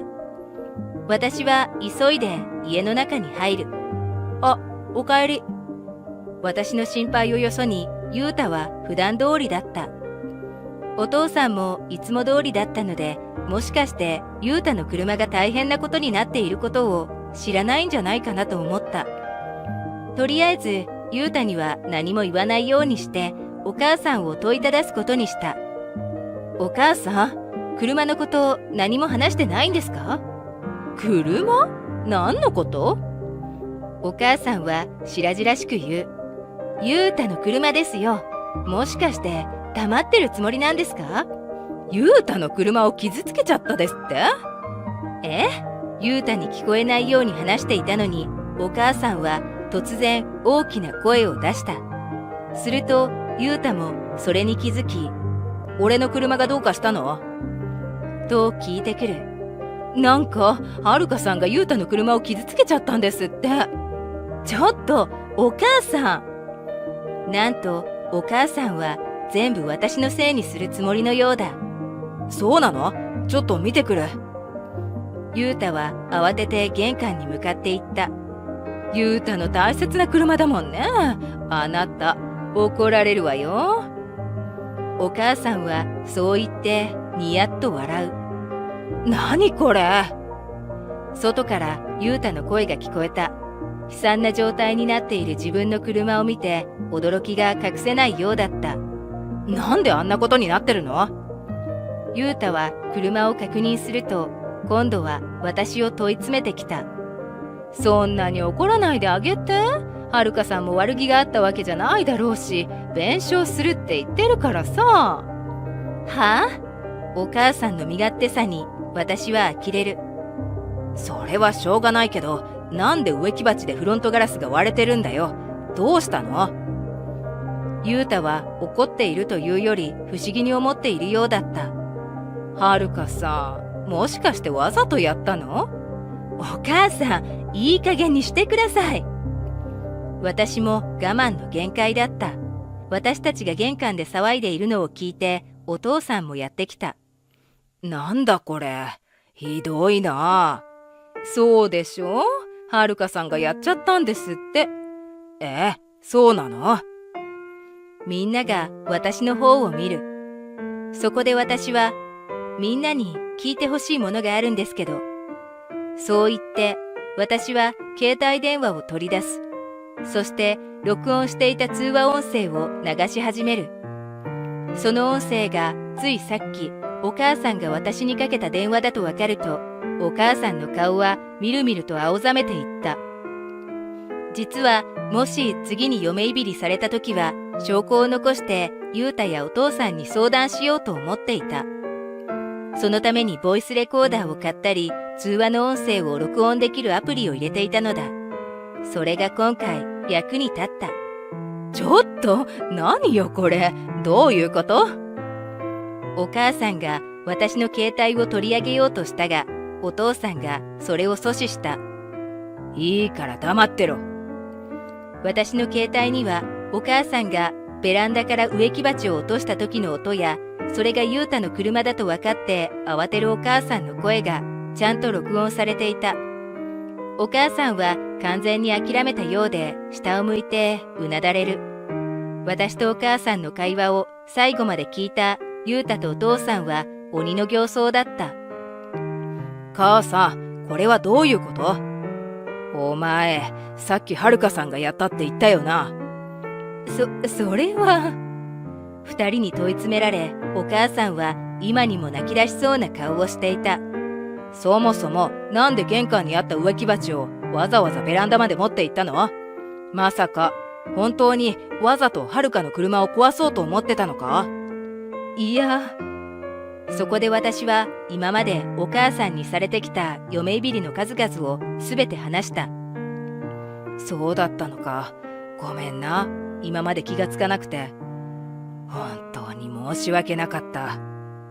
すべてを知った二人は私に謝ってくれた。お母さんはというと、完全に下を向いたまま黙っている。もうこれ以上母さんと一緒には住めない。この家を出ていくからな。母さんの顔なんて当分見たくもない。そんな。当然だ。止める権利はない。ごめんなさい。謝るから。もう遅いです。せっかく孫もできたっていうのに一緒に住めなくて残念ですね。孫？実は数日前に私が妊娠していることが分かった。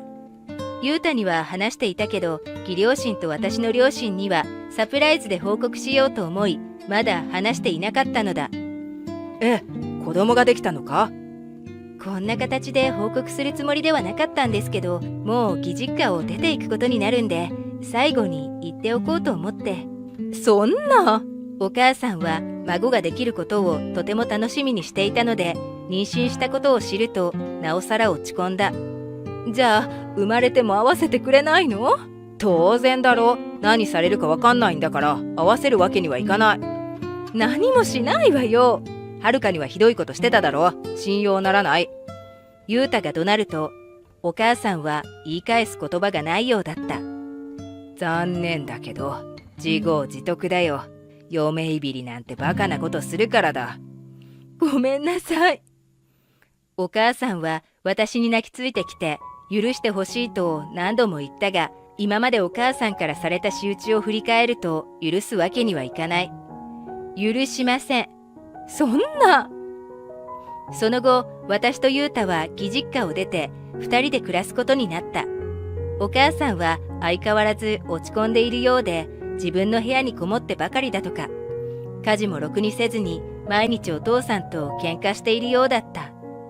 一方、私はというと、お母さんと離れることができて、やっと落ち着いて暮らせるようになった。そのおかげで、ちゃんと予定通りに元気な女の子を出産することができた。今は私の実家の近くに家を借りて暮らしている。安心して子育てができて、娘もすくすく成長している。毎日が穏やかで、とても幸せな日々だ。その後もお母さんからは謝罪の手紙やメールが送られてきていて、反省していることが伝わってきたので、娘に会わせてあげることにした。そこで少しでも私に嫌味を言うようなことがあれば、二度と娘に会わせないつもりでいたが、お母さんもそれはよくわかっているようで何も言ってこなかった。今後もたまには義実家に顔を出しに行ってもいいかなと思っている。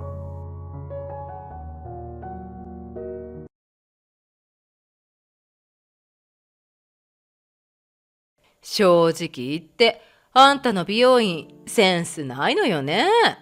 だいたい、こんな小さくて汚いお店、あってもなくても変わらないでしょ。ごたごた言って、私に盾つくんだったら、旦那の権力で、この店、潰すから。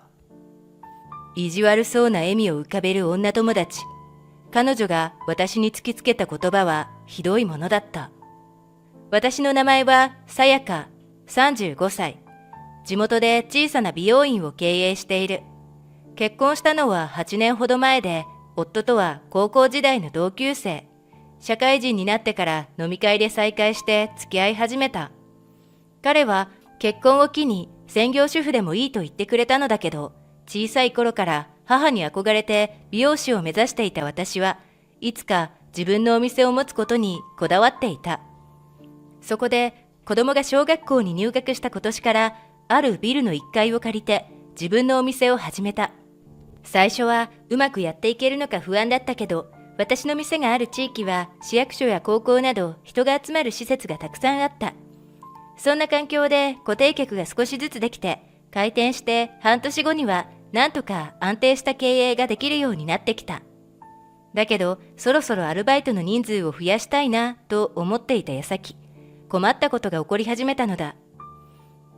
ああ、ごめんごめん。今日あなたの店の予約取ってたんですっけ？すっかり忘れて、今、友達とフレンチのランチをしているところなの。悪いけど、キャンセルさせてちょうだい。電話の向こうで陽気な女性の声がする。今日美容院の予約を当然のように消滅させた人物。私の小学校の同級生のリカさんという人だ。彼女は今結婚して子供もいる専業主婦らしい。忘れていたって、あなたが予約を入れていたから今さっきカットの依頼に来たお客さんを断ったんですけど。彼女の態度にカチンときながら私が電話でそう言うと、へえ、運が悪かったわね、その人。かわいそう。まあ、いいじゃん。来週の同じ時間に私の予約取り直しといて。リカさんはそう言って友達と一緒にゲラゲラ笑っている。運が悪かった？人に迷惑をかけているのに何とも思わないのだろうか。フレンチでワインでも飲んでいるのか、リカさんは私の怒りにも気づかないようだ。この全く悪びれずに自分の都合だけを押し付けてくる彼女の存在が、最近私の店にくっついているトラブルなのだ。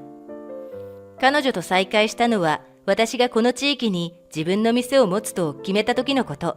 不動産屋に紹介されたビルのオーナーの奥さんがリカさんだったのだ。彼女と出会ったのは小学校以来だったが、昔から特別に仲がいいわけではなかったので、特に感動的な再会ではなかった。でも彼女は私が出店すると言った美容院に興味津々で、開店してから通うようになり、最近ではトラブルが頻発しているのだった。実は彼女は小学校の時から悪名高い問題児だった。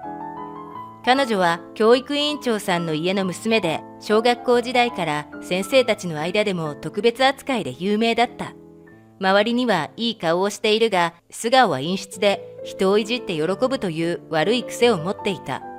だから先生が見ていないところで人の陰口を言ったり、物をわざと隠して迷惑をかけたりして、子供たちの間では一番の嫌われ者だったのだ。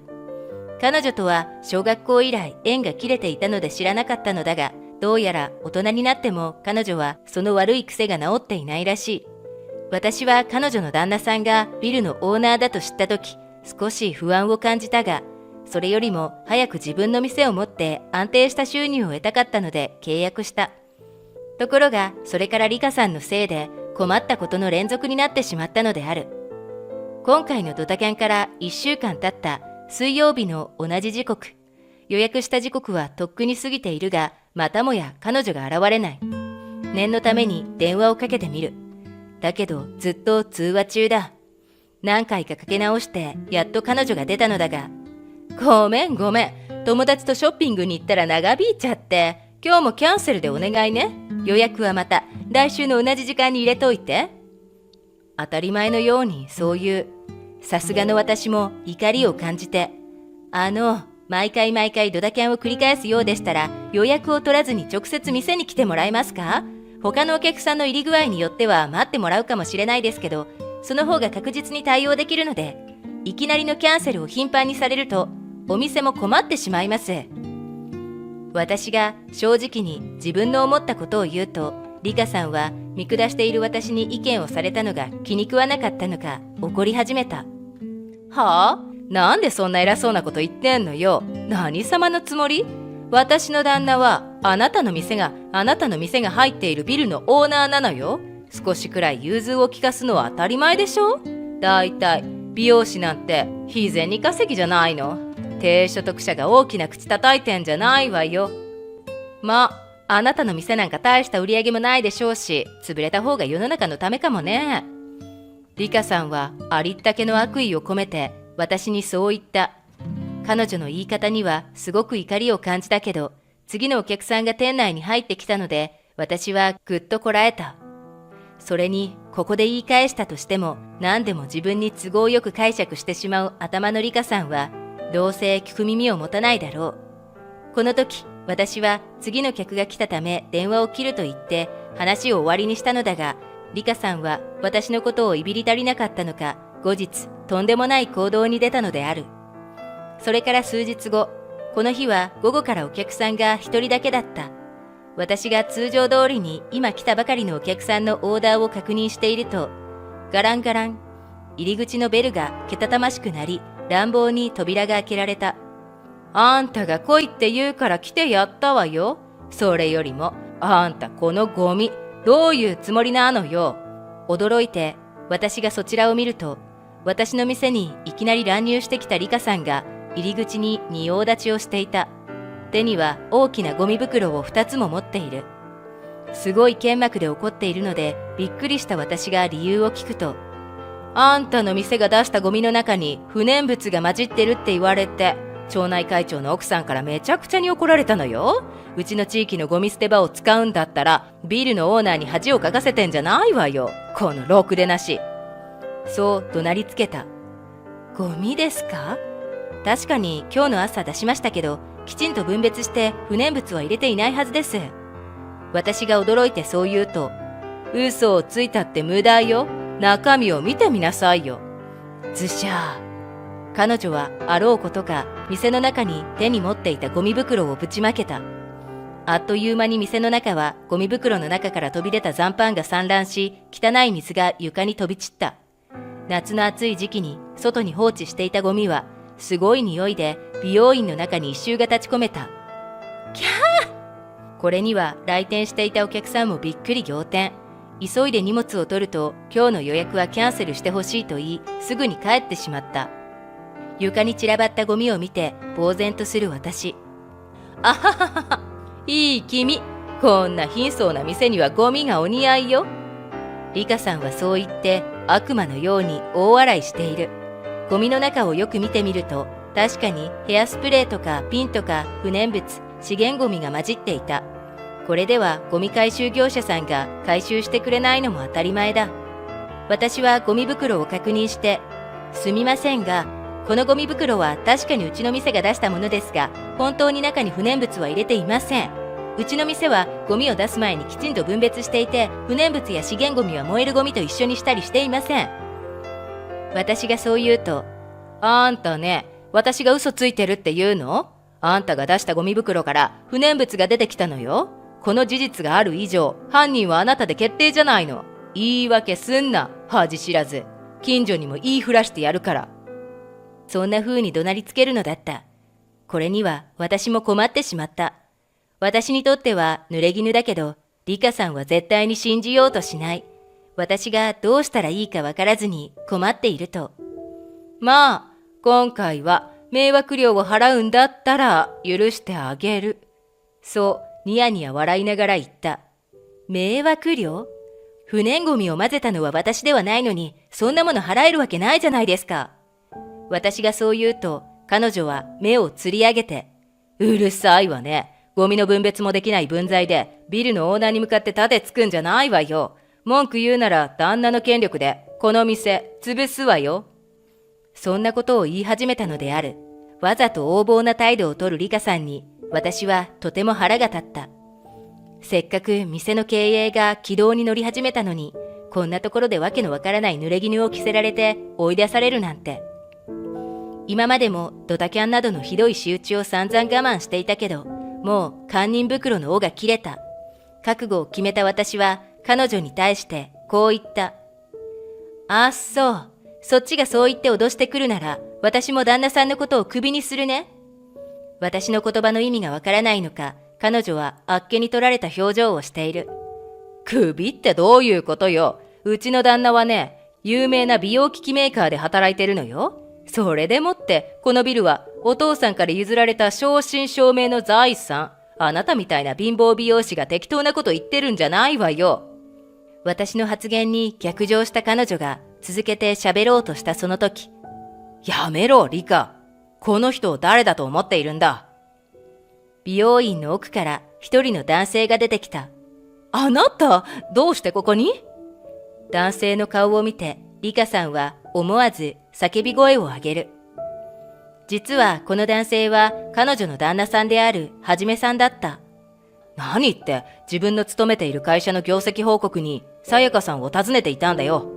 会社の業績報告？どういうこと？だってさやかはただの貧乏美容師でしょ？お前何言ってんだ？この人は普段美容師として働いているけれども、俺が勤めている美容機器メーカーアグリの創業一族の方なんだぞ。リカさんは旦那さんから事実を聞いて驚いている。そう、実は私の母親は美容師として働いていたのだが、ある時電子メーカーの社員だった父と出会い結婚。父は母の影響もあり、その後パーマ機など美容機器を開発するようになり、今では国内でも有名な大会社となっている。実際には会社自体は兄が継いでいるのだが、私も一応役員という扱いになっており、リカさんの夫であるはじめさんは定期的に私の店に業績の報告などに訪れることになっていたのだ。今日はたまたまその報告の日だったのだが、飛び入りのお客さんが入ってしまったので、店の奥で待ってもらっていた。そこになんとゴミ袋を持ったリカさんが乱入。私はリカさんの行動を最初からはじめさんに相談してもよかったのだけど、なんとなく告げ口のようで気乗りがせず、今まで秘密にしていた。それが今日、リカさん本人の行動のせいで、全てが暴露される結果となってしまったということだ。はじめさんは言葉を続ける。聞いたことがある声が店の入り口で聞こえると思って出てみたら、このありさまだ。しかも、俺の上司の経営している美容院の中にゴミをぶちまけるなんてありえない。そもそも、このゴミの中に混じっている不燃物は、お前が買ってきたヘアスプレーや空き瓶なんじゃないのか？家の中で見たことあるぞ。そう言って、はじめさんは容赦なくリカさんを怒鳴りつけた。彼女はさすがにタジタジになって、あなた、これは冗談よ。町内会長の奥さんが、ゴミ回収業者さんがゴミを回収してくれなかったと教えてくれて、それがさやかさんのお店のものだったから、今後は恥をかかないように注意しに来てあげたのよ。これは善意なの。嘘つけ。お前がさやかさんが出したゴミに後から不燃物を入れたんだろ。だから業者さんは回収しなかったし、町内でのトラブルになったんだ。不燃物を入れたのはゴミを嫌がらせに持ってきて店内を汚すためだったんじゃないのか？はじめさんはズバズバと彼女の嫌がらせの原因を暴いてしまう。あなた、違うわよ。それはあなたの推論でしょ？証拠がないわよ。リカさんは必死に弁明するが、ほう、そういえばゴミ捨て場のカラス被害がひどいから監視カメラをつけたって町内会長さんも言ってたな。お前の言ってることが本当かどうか今から言って映像を見せてもらうよ。はじめさんのその言葉を聞くとリカさんは真っ青になって、あなた、ごめんなさい。ほんの出来心なのよ。いたずらのつもりだったの。だって、私とさやかは小学校以来の友達なんだもの。このぐらいのドッキリをしたって許してくれると思って。もう言い訳も尽きたのか、リカさんは支離滅裂なことを言っている。そんな彼女に向かって私は横から口を挟んだ。リカさん、申し訳ないけど、私は同級生ではあるけど、あなたのことを友達だと思ったことはないよ。今までのドタキャンで生じた損害とゴミをぶちまけてお客さんを追い返してしまったことへの迷惑料、ゴミで汚れた壁や床の修繕費は請求させていただきますので、お支払いよろしくお願いしますね。彼女は私の顔を見て何かもごもごと言いたいようだったけれど、晩作尽きたのか、その場に座り込むと子供のように泣き始めてしまった。まったく30過ぎたいい大人が呆れたものだ。私はその姿を見て子供の頃から何も成長していない彼女を哀れに感じた。その後、私は彼女から慰謝料をもらい、汚れた店の壁紙などの修繕に充てることができた。はじめさんは今回の一件で完全に彼女との愛も冷めてしまったらしい。リカさんは私にビルのオーナーのはじめさんのことをしきりに自慢してきたけれど、離婚されて今は赤の他人となってしまったようだ。はじめさんは今も私の経営する美容機器メーカーで働き続けてくれていて、仕事ができる頼もしい社員だ。あの時は冗談でクビにするなんて言ってしまったが、それも今では笑い話となっている。その後、離婚されてしまったリカさんは近くのコンビニでアルバイトをしていたようだ。だけど、もともと派手好きで大好きだったフレンチ料理店やショッピングにも行くことができなくなって、さぞかし辛かったのだろう。1年も経たないうちに闇金に手を出して行方不明となってしまった。何でもクレジットカードをものすごく使い込んでいたようで、大変な金額の借金を抱えていたらしい。今となっては彼女の行方を知る人は誰もいない。愛人と駆け落ちした夫から1ヶ月ぶりに電話がかかってきた。彼女と別れたから家に帰るわ。ようやく離婚の話が進められると思ったら、そんな自分勝手なことを言い出した。オッケー、ご飯作って待ってるね。え、いいの？早く帰っておいでよ。ありがとう、すぐ帰るわ。まさか、こんなあっさり許してもらえると思わなかったのか、智也は拍子抜けした様子だった。この後、地獄が待ってるとも知らずに。私の名前は美咲。専業主婦をしている26歳。夫の智也はもともと会社の同僚で仕事をしているうちに仲良くなりお付き合いすることになった。それから1年後に智也からプロポーズされて私たちは晴れて結婚することに。義両親もとても優しい人たちで祝福してくれたし、何もかもが順調だと思っていた。しかし現実はそうではなかった。結婚して早々に智也の浮気が発覚したのだ。ちょっと、何これ、この人誰？いや、それは。智也がお風呂に入っている時に、たまたま智也の携帯の通知が目に入ってしまった。相手は女の人で、ハートの絵文字が送られてきていた。私は気になったので、智也を問い詰めると、あからさまに動揺し始めた。そんなに動揺するってことは、なんかやましいことでもあるわけ？いや、そういうわけじゃないんだけど。じゃあ、メールのやり取りを見せてもらってもいい？私がそう言った途端、智也は黙ってしまった。その反応を見て、私は浮気していると確信した。わかったよ。智也はしばらく黙っていたけど、最後は観念して携帯を見せてくれた。私が早速メールのやり取りを確認すると、次はいつ会う？早く会いたいと送られてきていた。これ、浮気だよね。それは違うんだ。何が違うの？そいつとの関係はもう終わってるんだけどさ、そいつがしつこく連絡してきて。智也が言うには、浮気をしていたのは結婚前で、結婚してからはその女の人とは会っていないし、連絡も取っていなかったんだとか。それなのに突然連絡が来ただけだと説明された。信用できないわ。そんな説明をされても、もちろん信用はできないし、浮気をしていたことには変わりない。前に浮気をしたことはちゃんと謝るけど、結婚してからは心を入れ替えたんだよ。そいつの連絡先も全部消すから許してくれ。頼む。智也はそう言って土下座をする。しかし私はその謝罪を無視して今度は写真フォルダを見た。もしかしたら浮気の証拠になるような写真があるんじゃないかと思ったのだ。かなり遡ってみると、女の人と智也が遊園地でツーショットを撮っている写真を見つけた。浮気相手はこの人？智也に確認すると、そうだ。力ない声でそう言う。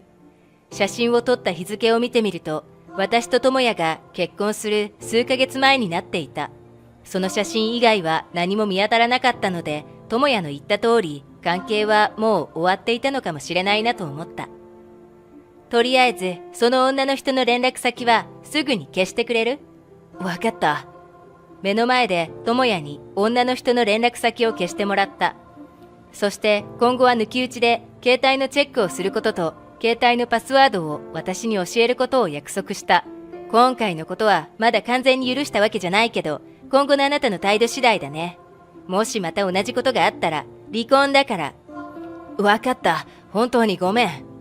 まだ結婚したばかりだし、私も智也のことが好きだったので、今回は許してあげることにした。その後、智也は私にとても優しくしてくれるようになったし、携帯の抜き打ちチェックをしても何も出てこなかったので、ようやく改心してくれたんだなと思った。結婚早々に夫婦仲がギクシャクするようなことが起きたけど、その後は何事もなく、また平穏な暮らしに戻っていった。しかし、それから1年後、また智也の浮気が発覚することになる。前回の浮気が発覚してからは、智也も反省して、仕事が終わるとまっすぐに家に帰ってくるようになったり、私にも優しくしてくれた。でもそれは一時的なもので、数ヶ月もすると仕事帰りに飲んで帰ってくることが増えた。また浮気しているのかと問い詰めたが、仕事の付き合いもあるし、俺にだってたまには息抜きさせてくれよ。そう言って怒られてしまった。確かに束縛しているとは言わないが、少し厳しすぎたかなとも思う。毎回深夜まで飲んで帰ってくるわけでもないし、このくらいならと、私は智也のことを信じて許してあげることにした。しかし、それは間違いだったのかもしれない。その後、少しずつ智也が飲みに行く回数は増えていって、帰りも遅くなっていった。心配に思う反面、智也は改心してくれたと信じて何も言わないようにしていた。そんなある日、智也が泥酔して帰ってきたことがあった。ちょっと飲みすぎじゃない？別にいいだろう。最近飲み歩いてばっかだし、帰りも遅いよね。お前がもっと美人だったら、早く帰ってきたいと思うかもな。いつもより酔っていたせいなのか、そんな嫌味まで言ってくる。それ、どういう意味？お前を見ても癒されないってことだよ。こっちは仕事で疲れてるんだから癒しぐらい求めるだろう。私はその意味深な言葉に引っかかった。癒しを求めるって何よ。私が問い詰めようとすると、智也は喋りすぎたと思ったのか、急に、なんでもないわ。風呂入ってくる。そう言って逃げるように風呂場に向かって行った。その時、私の横を通った智也から香水の匂いがした。もちろん智也は普段から仕事に行く時に香水をつけるはずもないので、香水の匂いがするなんて明らかにおかしい。もしかしてまた浮気をしているんじゃ。私は嫌な予感がしてきた。急いで智也の携帯を確認すると、なんと携帯のパスワードが変更されていた。明らかに何かあると思った私は次の日に改めて智也を問い詰めてみたが、何のこと？酔っててあまり覚えてない。そう言われてしまった。最近飲み歩きすぎじゃない？帰りも遅いし。部署が変わってさ、早く他の社員と打ち解けられるようにと思って、最近飲みに行く回数が多くなってたんだよ。ごめんな。今度からはあまり行かないようにするよ。智也は平然とそんなことを言ってくるが、私にはもう嘘をついているようにしか見えなかった。これ以上話してもごまかされるだけだと思ったので、そうなんだ。そうしてくれると助かる。何を言っても無駄だと思った。それじゃあ行ってきます。いってらっしゃい。いつも通りに智也を送り出してから私は更新所に向かった。本当に浮気をしていないか調べてもらうことにしたのだ。調べてもらっている間にも気になることはあったし、帰りが遅くなる日もあったけど、証拠が揃うまでは黙っていることにした。しばらくは智也には何の動きもなかったけど、ある日突然出張が決まったと言ってきた。出張？そう、明日から1週間くらいかな。そうなんだ。今まで智也が出張に行くことなんてなかったので、これは怪しいと思った。もしかしたら浮気旅行にでも出かけるんじゃ。そして智也が出張に行ってから数日後、更新所から浮気の証拠写真がたくさん送られてきた。やっぱり智也は出張ではなく浮気相手と旅行に行っていたみたいだった。しかも今回は前に智也が浮気していた人とは別の人。更新所の人の調べでは同じ会社の部下らしい。私はいても立ってもいられなくなり、智也に電話をかけて問い詰めることにした。ちょっといい？どうかした？智也はあっさりと電話に出た。今仕事中じゃないの？今は休憩中だよ。嘘つかないで。出張じゃないでしょ。どういうこと？浮気相手と旅行に行ってるんでしょう。は？なんだよいきなり。そんなわけないだろ。智也は白を切る。じゃあ、これは何？智也が浮気相手と手をつないでいる写真など、更新所から送られてきた証拠写真を送りつけてやった。なんだよこれ。最近怪しいと思ったから更新所にお願いして調べてもらったの。そしたらこんな写真が送られてきたんだけど、まだとぼけるつもり？さすがに2度目の浮気は許せない。また浮気をしたら今度は離婚すると忠告してあるので、前回のように土下座をしてきても、今回は絶対に離婚しようと決めていた。そっか。まあいつかはバレることだからな。智也は謝るどころか開き直った。開き直るつもり？しょうがないだろ。お前よりこいつの方が美人なんだから。反省する気も一切ないようだ。智也の態度には腹が立ったけど、こっちとしても変に泣きつかれるより話が早くて助かった。こんな最低な人とはさっさと離婚して慰謝料をもらうべきだと思った。しかし私が離婚の話をしようとすると、智也はとんでもないことを言い始めた。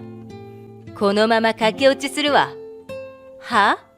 だからもう家には帰らない。連絡もしてこないでくれ。ちょっと待ってよ。それじゃ。智也はそう言って電話を切る。もう帰ってこないのは嬉しいけど、帰ってこなかったら離婚の話も先に進まない。その後何度電話をかけても智也は電話に出なかった。そんな状態がしばらく続くことに。それから1ヶ月後、突然智也から電話がかかってきた。彼女と別れたから家に帰るわ。ようやく離婚してくれるのかと思ったら、そんな自分勝手なことを言い出した。私は呆れ果てたけど、実はある計画を立てていたので、智也に会わせることに。オッケー、ご飯作って待ってるね。いいの？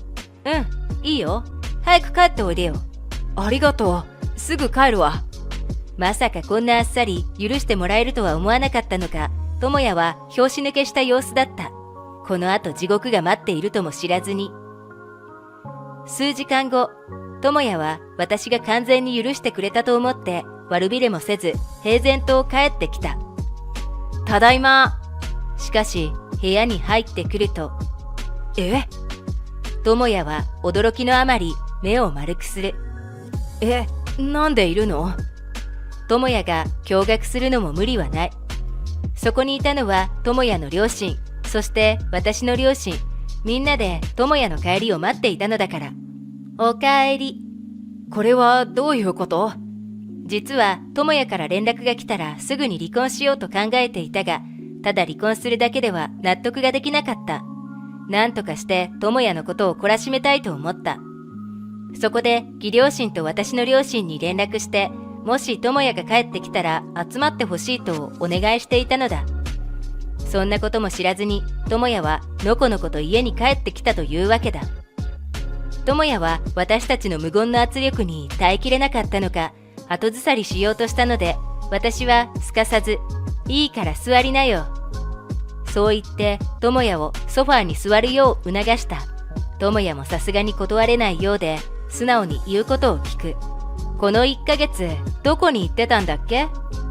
義両親も私の両親ももうすでに知っているけど、私はあえて聞いた。出張だよ。美咲にそう言わなかった？変な勘違いするなよ。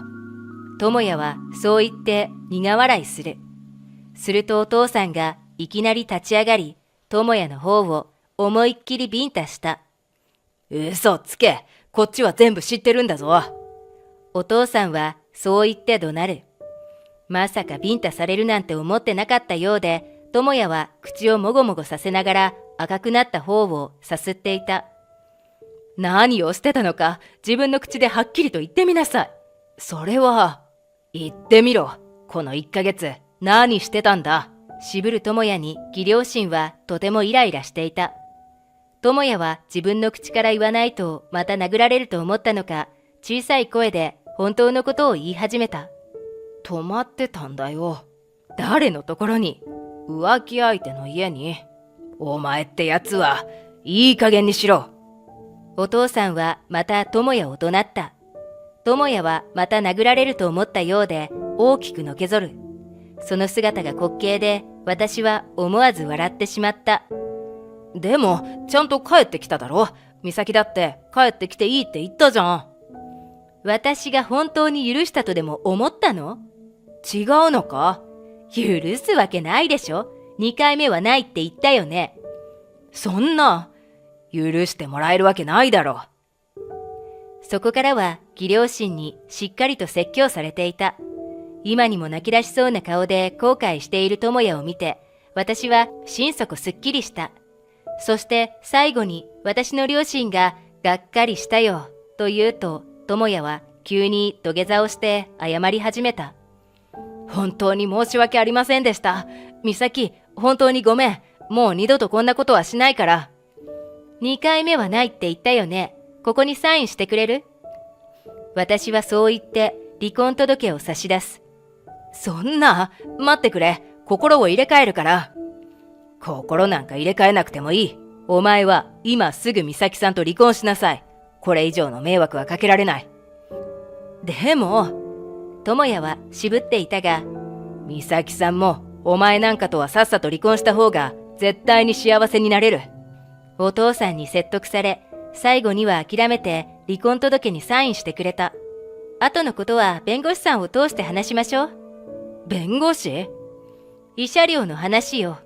慰謝料？当たり前でしょ？浮気したんだから。そんな。それと、このことは会社にも報告しておいたからね。それなりの処分が下ると思うよ。忘れたの？もともと同じ会社で働いてたんだから、あなたの上司の連絡先くらい知ってるわよ。会社を辞めた後も、昔の上司とは連絡が取れたので、今回の智也が部下と浮気していたことは報告していた。そんな。智也は言葉を失っていた。話はそれだけだから。私はまとめてあった荷物を持って帰ることにした。お父さんお母さん、帰ろう。ちょっと待ってくれ。頼む。智也はまだ何か言ってきたけど、私は無視して家を出た。智也はその後も義両親からさらに何時間も説教をされたようだった。その後、智也は両親から縁を切られることになり、会社からは減給処分になったみたい。今はマンションの家賃も払えなくなり、ボロアパートに引っ越したんだとか。私に慰謝料を支払うだけで精一杯のようだ。一方、私はというと、実家に帰ってきてから新しく仕事を始めた。新しい会社で素敵な出会いがあり、再婚することになった。今の旦那は智也とは違い、真面目で浮気なんて絶対しないような人なので、今は何の心配もなく、とても幸せに暮らすことができている。毎日のように浮気を疑って心配していたあの頃が懐かしく思えるほど、今は幸せだ。もっと早く別れておけばよかったかもしれない。